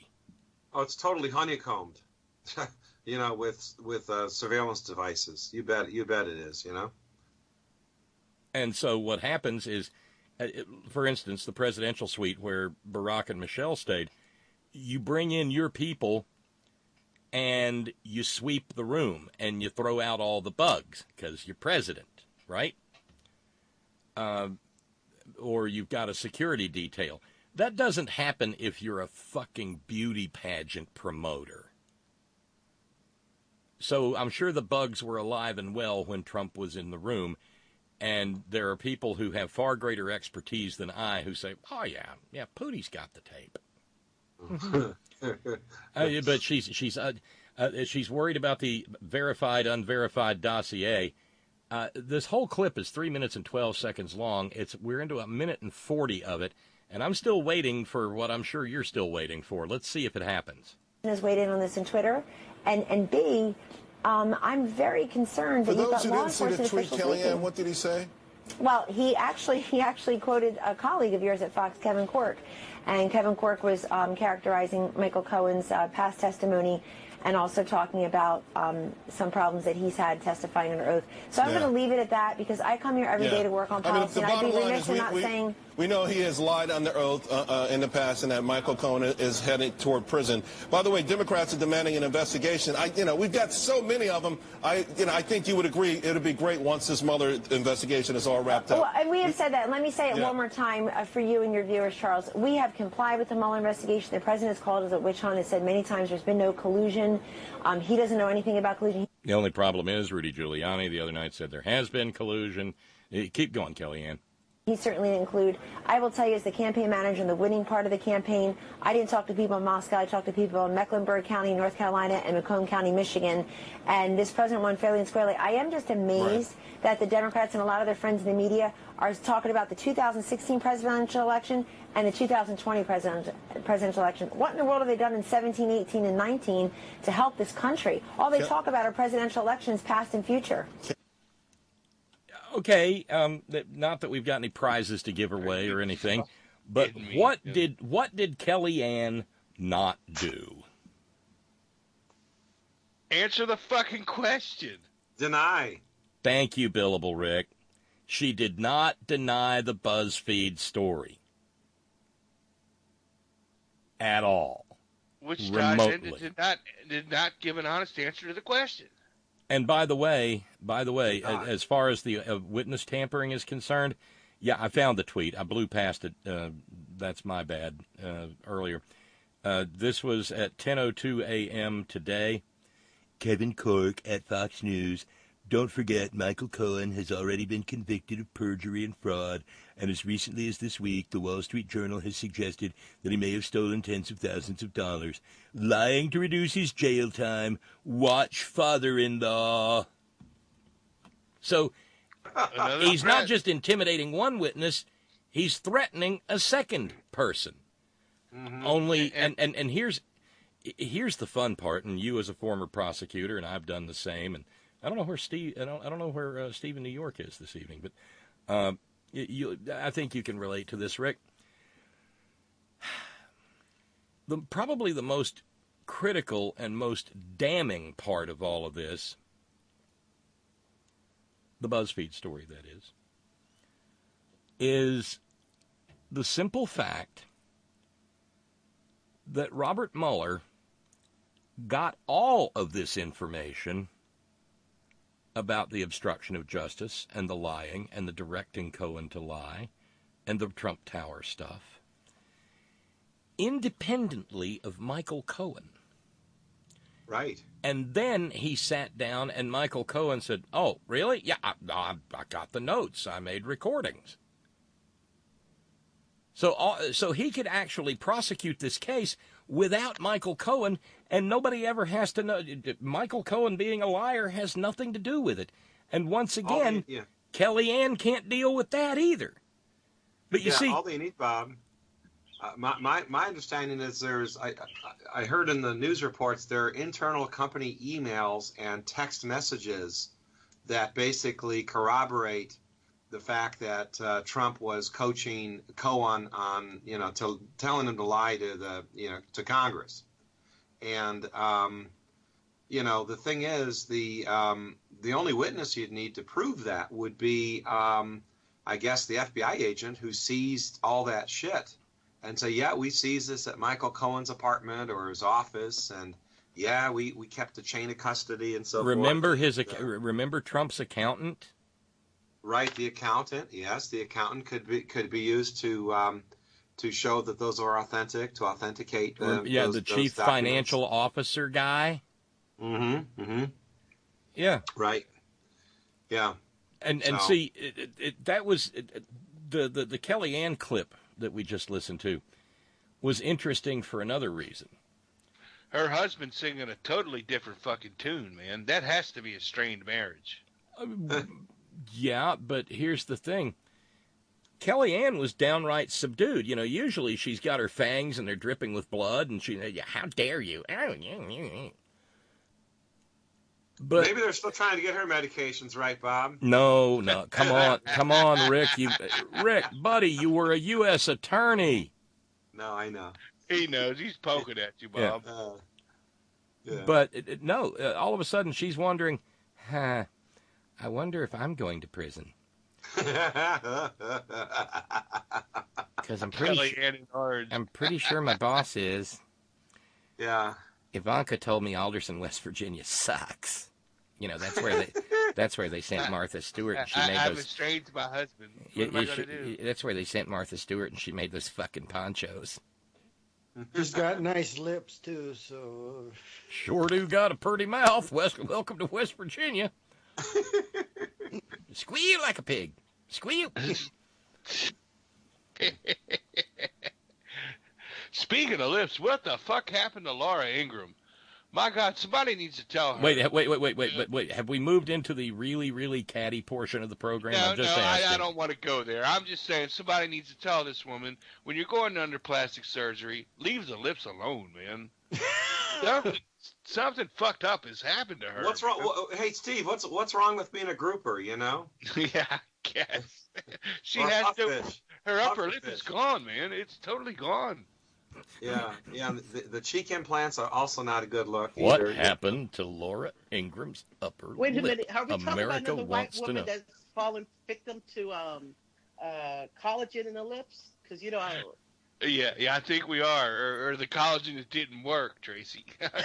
or the lip implant, or whatever the hell it is. Well, you know, it tickles me to think about when I was going to school, when I was, you know, in elementary school and middle school, junior high, and how I got teased because my lips were so big and my butt was so big. And now white women are spending billions of dollars just to have my lips. I'm like, Jesus. And a lot of times, and it doesn't look right. It's the most. Does anybody remember? Any of you guys see the first Wives Club? And Goldie Hawn with the lip goes in, and she keeps saying, "I want bigger and bigger and bigger." And by the time she gets her lips, she looks like, you know, she has some kind of allergic reaction. It's just like, it's terrible, and it's so obvious. When they do the collagen in the lips, it's hard. It's just like, ew, God. Who want to, like, I like what you said. Oh, who said grouper? Was that you, Rick? That was Rick, grouper. Yeah. Or pufferfish or whatever. Yeah. But that's a real thing, Tracy. White women wanting to stay nice and white. Well, okay, a healthy golden tan, and going for physical attributes that were routinely mocked and disparaged in the black community. And in the meantime, black people trying to make themselves white, bleaching themselves. I saw a joke. I think it was Sandra who posted it. The 10-year challenge, 2009-2019, and 2009 was a picture of Sammy Sosa, and 2019 is just a blank white screen. But I get followed from time to time. My social media is not real big, but every now and then one of these people will pop up in my feed following me, and I'll go and look. And without fail, it's some white woman with pneumatically enhanced breastises and an entire Sanford and Sons junkyard worth of junk in the of additional junk in the trunk. And it's just like, damn. How victimized does one have to be in order to do that? I mean, any insights, Tracy? Because I realize I'm on shifting sand as a guy even talking about this, but me too. I don't even find it attractive. This pneumatic enhancement of yeah, body parts. We'll just say. Well, I mean, human beings ain't made that way. Right. Right. I mean, we all have various. We are all variations on a basic form. Yeah. A bipedal upright primate. Yeah. Are you insinuating that they're airbags? You got to wonder. I mean, I don't know how you get there without it. You leave the little valve stem sticking out, and then and the weirdest frickin' thing I've seen, Bob, as far as like if you want to call it cosmetic surgery, there was this lady who had 6 of her ribs removed so she could have like a really, really thin waist, like, I don't know. Yeah, how does that help? 18 inches or whatever. Like Vampira? Janet Jackson did that to have a smaller waist. Who? Janet Jackson. There's this rumor. Oh, she did that? True. It's a rumor, like I said. It looks It looks so freaky. It's just the extremes that people go through. It's like an like an hourglass figure. Why do you want to look like an hourglass? It's like, because that's the standard of beauty. Why do you want a 12-inch waist? Jeez. Yeah, that's a little extreme, though. I mean, 6 ribs, getting rid of 6 ribs. You only have how many in your body? Like 13, 14? What is it? 12? Well, and then there's those vestigial sort of floating ribs down at the bottom, but the thing is, they serve an evolutionary purpose. They keep shit in the right place. Right. I like I'd rather have my lungs and my heart protected. Yeah, that's kind of helpful. It's kind of helpful. And your guts as well. Thank you. Oh wait, okay. So if we slightly moved into the caddy portion of the program, and I think we have. I have my dosage of White People Gone Wild. Now I have a question. Would that be White Pippo? White People Gone Wild. Now I heard about this a couple of weeks ago, and because I have a DVR and I tape a lot of the stuff that I watch, and and of course I can fast forward through the commercials, and you know how later in the evening they show clips from whatever's going to be on the news that evening, but I was half sleeping and didn't pay attention. I just saw blindfolded people, but I didn't realize what they were talking about because I hadn't seen the Bird Box. So I guess the latest thing now that white people are doing is doing the Bird Box challenge. Putting on blindfolds and walking into things? Driving into things with a car. Driving into things, Bob. Driving. Okay, so there's a movie on Netflix with Sandra Bullock called The Bird Box. And in order for you to survive whatever is afflicting people, you have to blindfold yourself. Yeah. Because whatever's affecting people is making them commit suicide. So you have to blindfold yourself or kill other people. So what you have to do is blindfold yourself so what happens is when they first realize what they have to do, they black out the windows of the car and they go and they blindfold each other. But the thing is, they're using the GPS, and how these newer cars have the sensors around them. So it'll beep if you're about to run over something or hit something or whatever. And in some cases, even apply the brakes. Apply the brakes, exactly. Well, they are now. So this is how these, people are getting around. in the movie. Well, apparently, there's these people who decided, well, I'm just going to go ahead and try this in real life. What could go wrong? And I searched. I said, let me make sure before I say, okay, white people gone wild. And in all the videos that I searched, it's I white didn't people. see anybody. I didn't see anybody black. I just want to say. Well, you remember what David in South Carolina Stan was saying on last night's program about people in South Carolina driving into stopped police cars with flashing lights. Flashing lights. And was it oak trees as well? Or? Oh yeah, right. Yeah.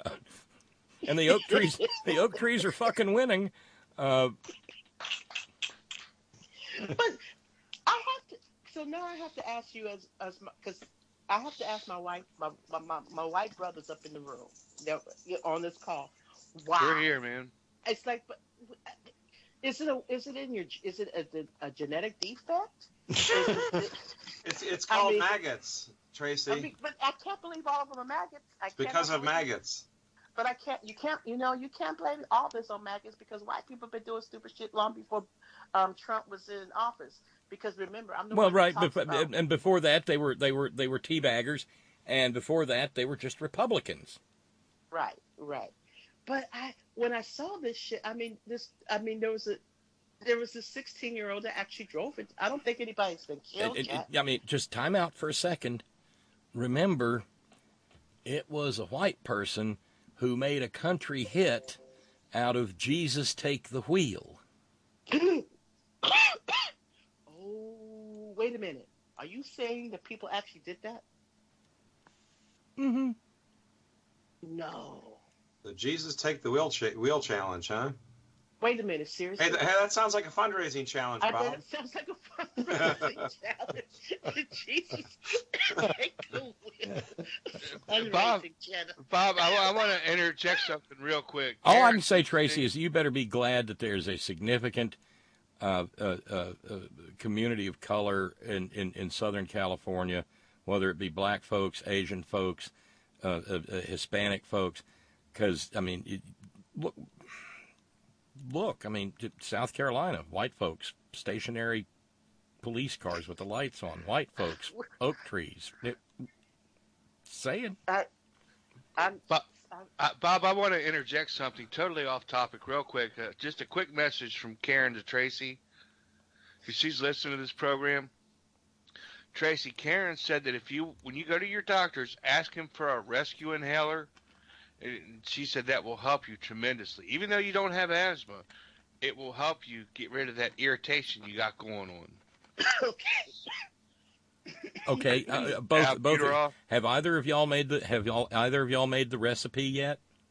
I was going to ask you to post it again because I couldn't find it, so I need you to post it. Or she said it to me or whatever. I'll send it to you. Thank you for that. I just could not find the cinnamon sticks is the only thing, but other than that, I've got it. In the spice aisle, you couldn't find stick cinnamon?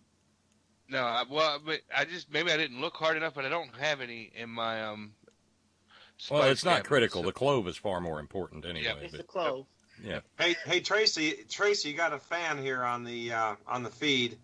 He wants to know if you ever tried your hand at comedy.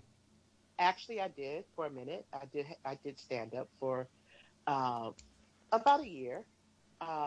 Doing open mics and stuff. Okay. And I have fun doing it, but it is so gut. You have to be on all the time, and comics are miserable fucking people. That's true. They are not nice people, and I just couldn't stand being around them. They have issues. They really do. And that's where most of their, 99.9% of their comedy comes from pain and anguish.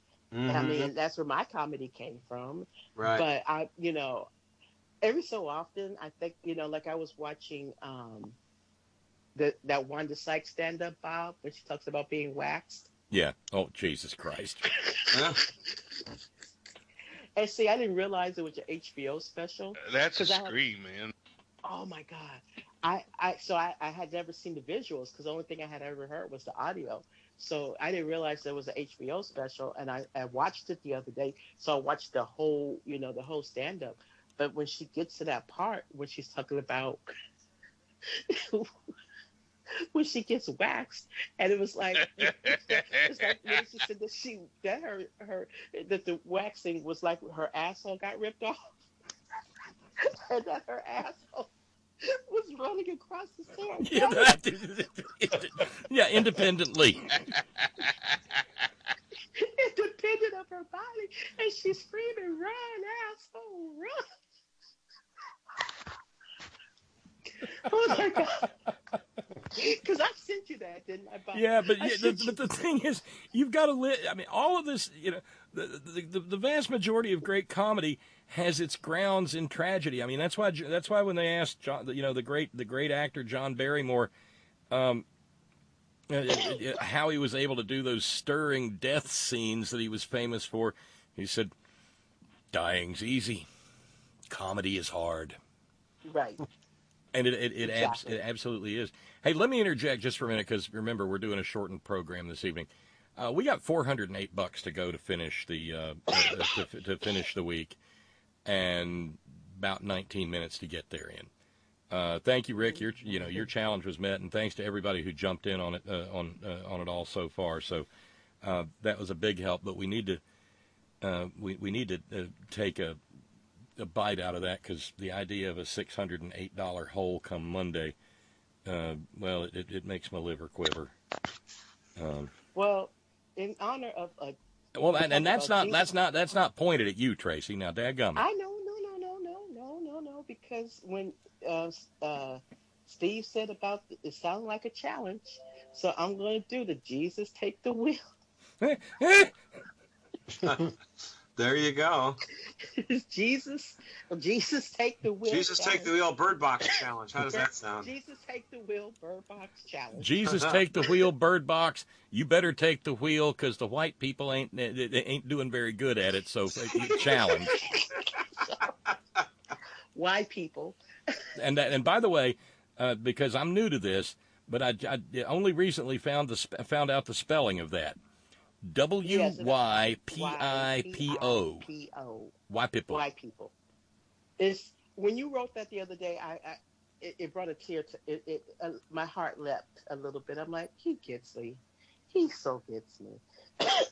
Because it just sounds good, because you can say white people, but when you say white people, it just sends it home. So the challenge is for 30. Okay. So there's a $30 Jesus take the wheel bird box challenge on the table, courtesy of Tracy. Oh my God. Oh, it hurts us. It hurts us. It hurts us. As I'm watching, when I came home, I'm still trying to figure out how this happened, but on the channel, Rick, on the Channel 7 News, why was there a horse stuck in a dumpster? What? I didn't see that. It was just on a little while ago. Must have had to do with something to do with the 7 inches of rain we just got this past week. I don't know, because I don't know either. They got because they're still going. How did the horse get into the dumpster? I mean, they had this whole contraption with a forklift. They strapped the horse up, and Tracy, that's like an only in Los Angeles story. It's like, okay, how did like a house get like thrown onto the freeway or whatever, or how did living room set get on the freeway? I mean, shit like that happens all the time in Southern Cal, all the time. But I'm like, a horse stuck in. That is weird. Cool. The cool rescue. I mean, they got him out. They strapped him. They did a forklift and put stuff on the forklift and all this sort of stuff. And I'm like, it was ingenious. The horse isn't happy about it. I just posted a link in the chat and the Skype room if anybody wants to dig further. I got to look at that. Well, hey, on a more serious note, there's a horse trapped in a dumpster, Bob. Well, poor horse. Was it head down or? Well, never mind. No, stop telling us, Bob, how to get horses out of dumpsters, okay? He was standing straight up. He was standing up on all fours. Stop telling us horses in dumpsters aren't serious, Bob. No, justice. Do you remember the name Laquan McDonald? 2014 in Chicago, he was blown away. Well, former Chicago police officer Jason Van Dyke, who was convicted of that killing, a cop was actually convicted.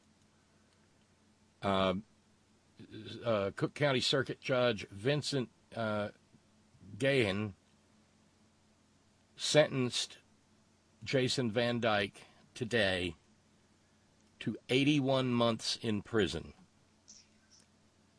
And he went on to say that he would have to serve at least 2 years in the stir before he would even be eligible for parole. 7 years for manslaughter for killing a black teenager. It should have been life without parole, in my opinion. And it should have been murder. And it should have been murder. But this is something. It's the first. It's second. Second. No, it's not manslaughter. It's second-degree murder. Oh, second degree. I thought it was I thought you said manslaughter. I did, but I was mistaken. Okay. Another judge gave a pass to 3 cops who were charged with conspiring to cover for him. Laquan McDonald was 17 years old when Van Dyke blew him away. But here's the thing. It is the first time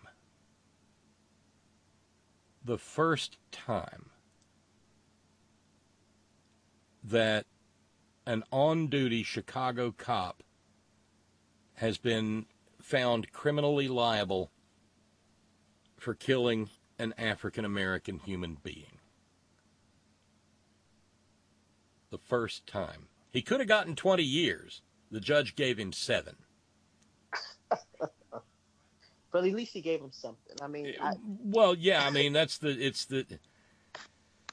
I guess it's the principle of the thing. There's more justice in that than in taking a walk, like the woman in Tulsa did. Right. Speaking of police wills off duty, what's happened?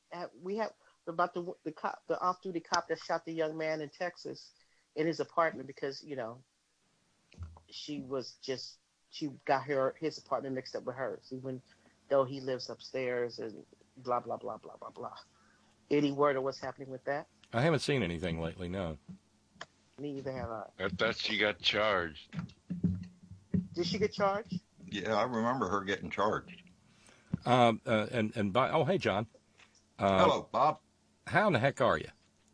I'm doing fine. I'm sorry I'm late. We're still shuttling things around because of the kamikaze deer, and so kamikaze deer.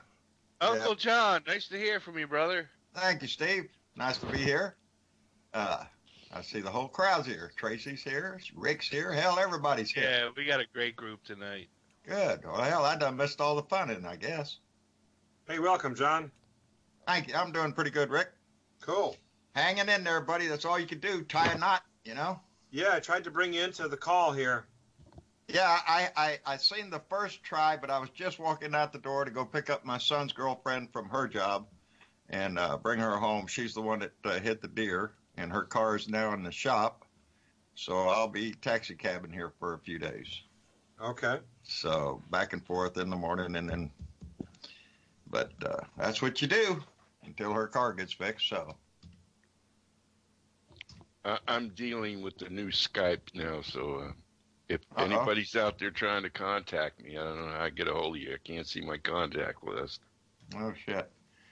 Yeah, there was somebody I just spoke to the other day. I was going to recommend him come join us here. Joe Riddle. You ever heard him? Yeah, and in fact, I think we're friends on Facebook now. There you go.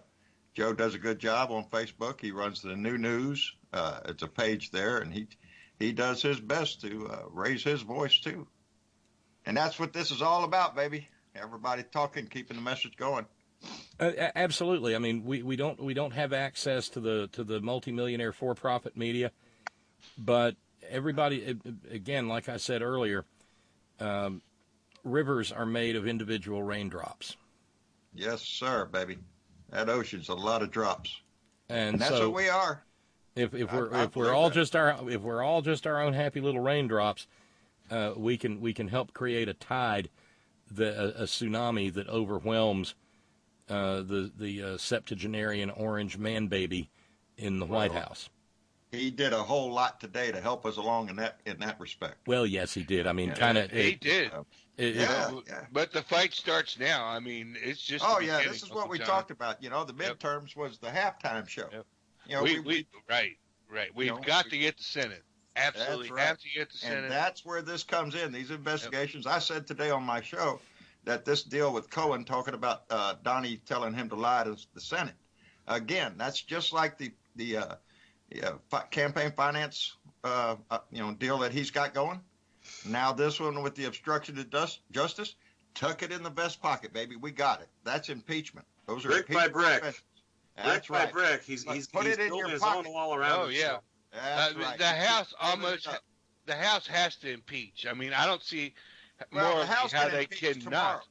But impeachment's like Bob's right. Well, I know like a slap on the wrist. But we got to convince the Republicans in the Senate that he's a scum-sucking traitor. My point, Uncle John, is they have to now. After what broke last night, they really don't have a choice. I really didn't personally. I didn't want him to do it because I thought it would rally his base, but I don't think there's a choice now. It still will. The question is, the question is timing. I'm of the belief that we got to take more time, let the investigation come out, let Mueller release his report, and then let the Congress do the investigation.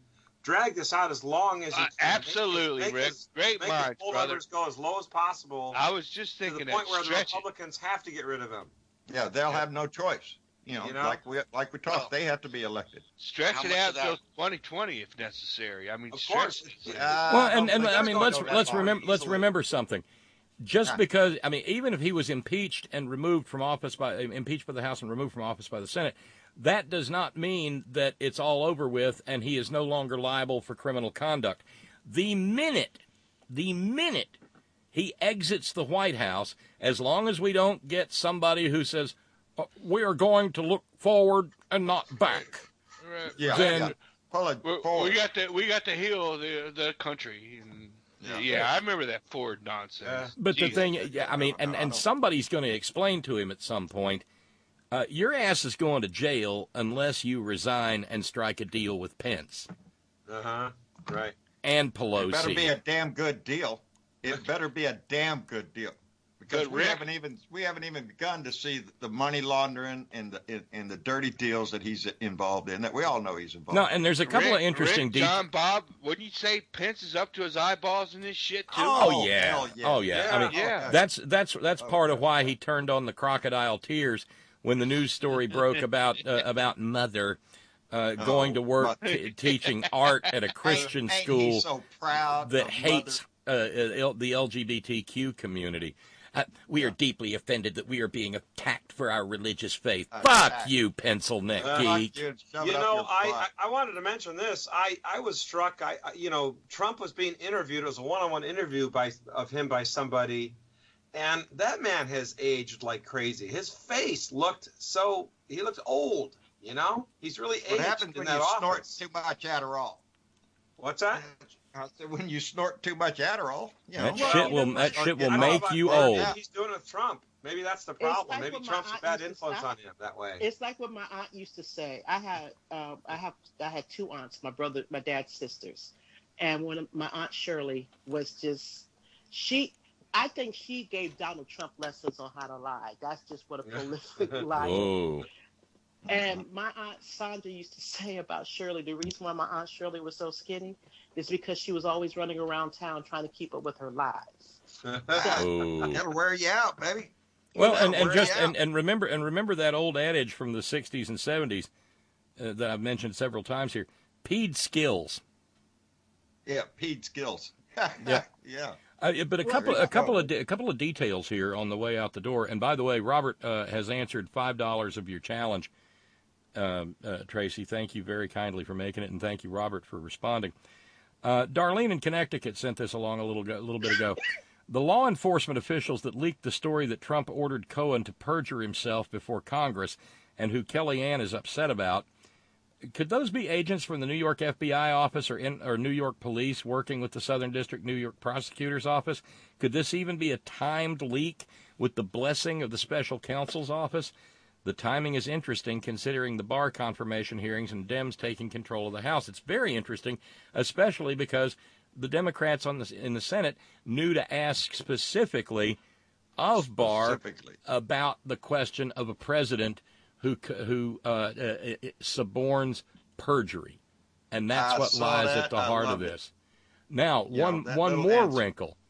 When they reached out to Mueller's office for comment on the BuzzFeed story, they offered this statement. Mueller's spokesman is a guy named Peter Carr, and you get the idea that they're very careful with their language. And Peter Carr said, BuzzFeed's description of specific statements to the special counsel's office and characterization of documents and testimony obtained by this office regarding Michael Cohen's congressional testimony is not accurate.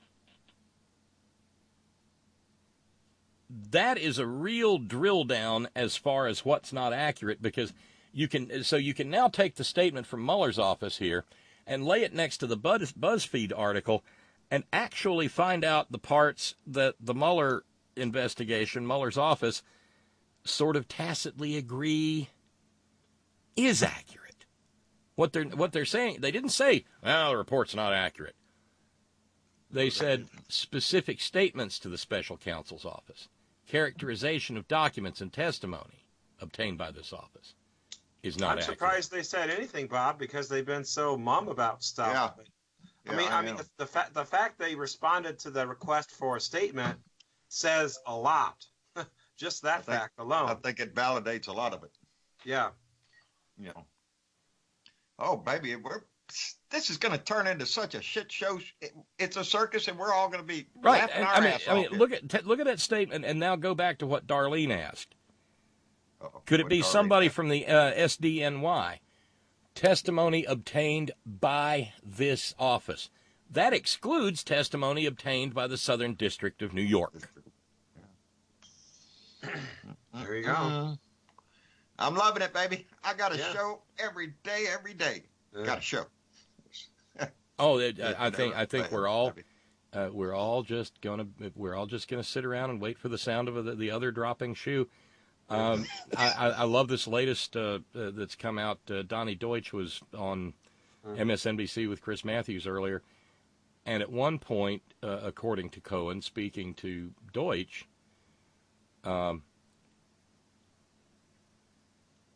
Trump said,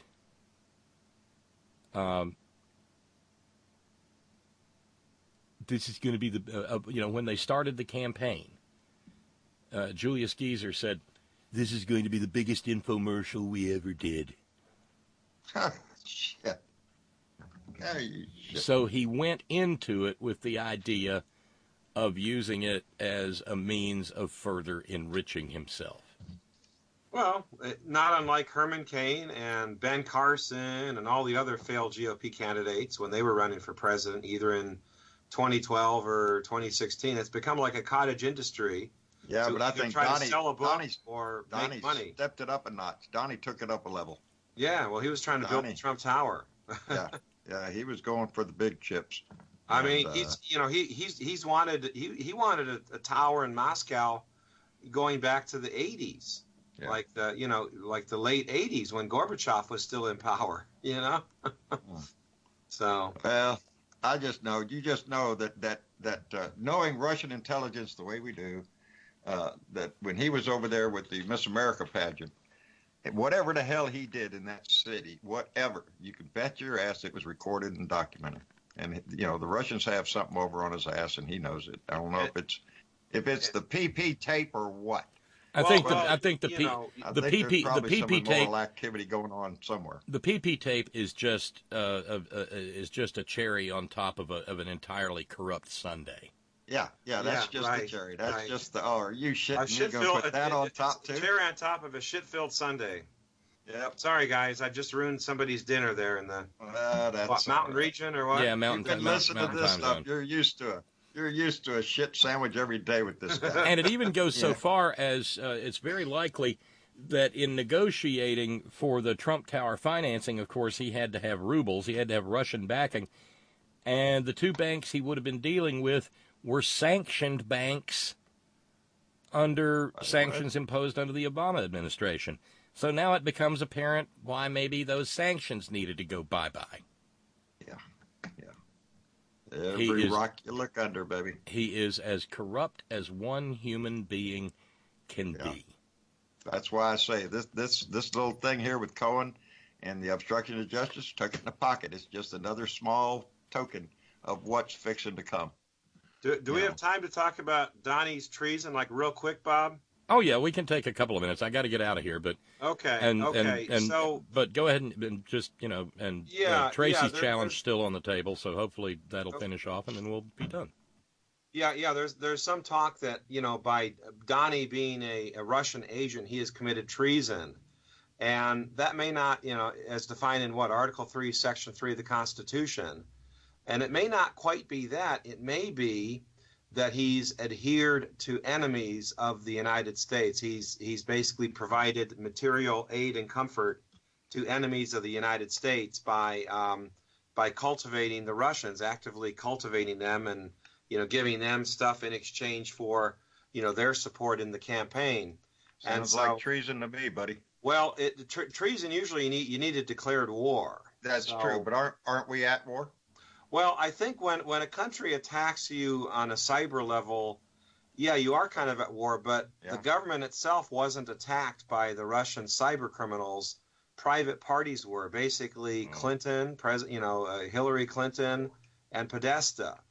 But I think that probably is sufficient under the Constitution. You're basically adhering to an enemy. I mean, if assuming that another country who attacks your cyber security is an enemy, then I think that is, clearly, an impeachable offense, and he should be removed from office just for that. Right. Well, like I say, we have an impeachment in the pocket. We need to convince the removal is what we need to work on. The thing is, if you're going to go after the king, you got to cut his head off. You can't leave him. You can't just chop an arm or two off. And that's where we're fucked. Mitch will never do it. Mitch may be forced to. He may be forced to. You're going to have to force him. You're going to have to, and that's where all the rest of this shit comes in. Well, they damn near voted. Over there, hang on, they damn near voted unanimously to open the government. And the very same bill Mitch will not allow to even be considered. Remember, if you've got a unanimous vote in the Senate, that's a veto-proof majority. That's a veto-proof, yes, sir. Mm-hmm. Yes, sir. Now, I don't think there's Mitch a veto by himself. Mitch, the bitch, is the one that's holding it up. Right. Right. Well, he's holding this government shutdown pinned down. We may have been out of the woods on this shit by now, but for Mitch, he's an evil fucker, man. He really is. He is.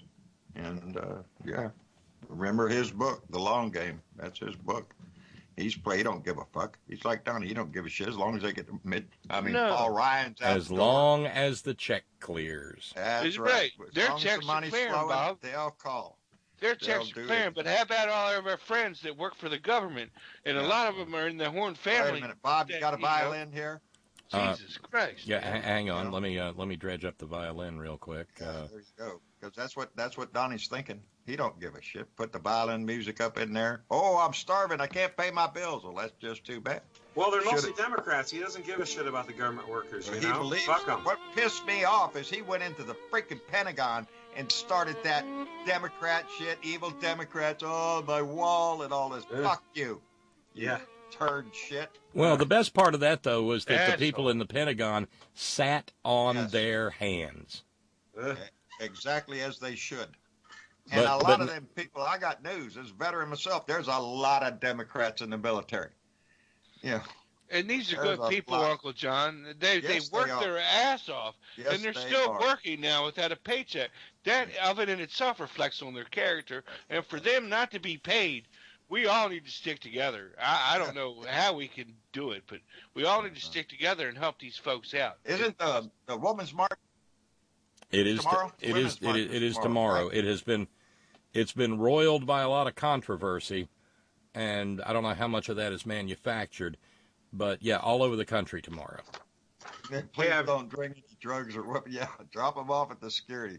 Hey, I saw this sign at the airport. I'm trying to hold it up. It basically says TSA off duty, airport security honor system in effect. Please do not bring aboard any drugs, weapons, or water bottles. Thanks, with a smiley face and an eye wink. Hell, that'll work. That'll work. No self-respecting terrorists would dare get on the plane now. It's the honor system. Hell. Yeah. Yeah. I mean, come on. It's like misplaced our honor. You know, my concern is this whole vanity thing that Trump has about building the goddamn wall is going to cost people. It's going to cost them their rents. They're going to get evicted. But a plane's going to go down, and it's going to be because, let's say, not enough air traffic controllers showed up because they can't afford the gas to get to work. Well, the shutdown has already cost more than his goddamn wall is supposed to cost. I believe it. Yeah. I mean, that's proven. Yeah. Look it up. It's done more damage to our national dignity than anything has. This is just damn well. Well, and based on what we saw earlier on his Twitter feed, he's desperately trying to turn the attention of the news cycle away from the BuzzFeed news story. Because tune in tomorrow at 3:00. I'll have a big announcement about the shutdown and about the wall. Unless he whips out a knife and cuts his pecker off, I don't really give a shit what he does. But in terms of maybe he's going to do a striptease from the White House, the Oval Office, guys. Rip his clothes off. Look, when that happens, I want everybody to blow up social media saying Bob predicted this. Okay, just do that Bob for me. Bob said it was going to happen. There are too many good people being hurt by this, and we have to foolproof this shit so this does not happen again. And he's also tweeting about there's another caravan forming, and there are Muslim prayer rugs in the desert. Oh, God. But what's most interesting is Wall isn't polling worth a fuck, so he's taken to referring to the humanitarian crisis at the border, which is entirely of his making, and thousands more children were kidnapped and put in concentration camps than they admitted. So yeah, we're back to that. Anyway, I got it. We got to wrap up. It's going to be hopefully Tracy's Tracy's challenge has been met. Thank you very kindly, Libby. All right. Between Libby and Robert, they met Tracy's challenge. Tracy's Jesus Take the Wheel Bird Box Challenge. Thank you, Tracy. Thank you for your challenge earlier, Rick. Thanks to everybody who responded. When we get back on Monday, we will be looking at, let me see here.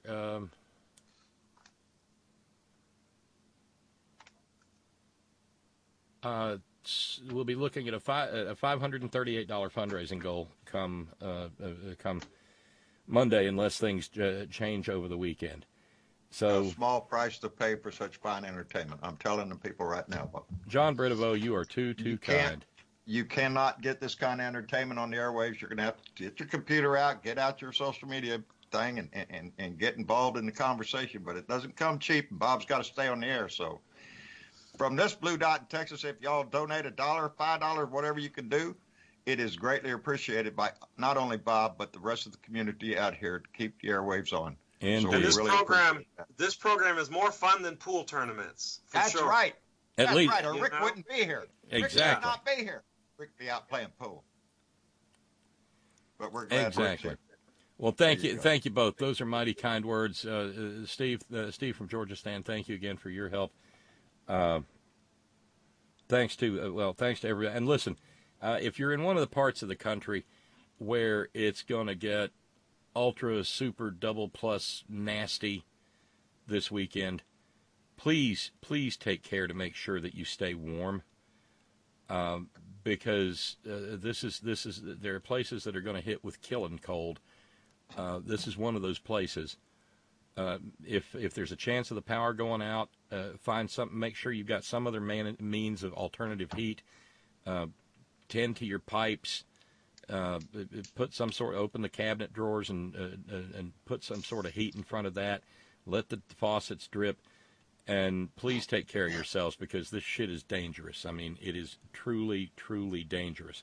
Come Sunday night, we're okay. If it gets down to 20, we're all right. When it's around here, this 80-plus-year-old house, when it gets down below 20, I've said before, it's like suddenly we don't have walls.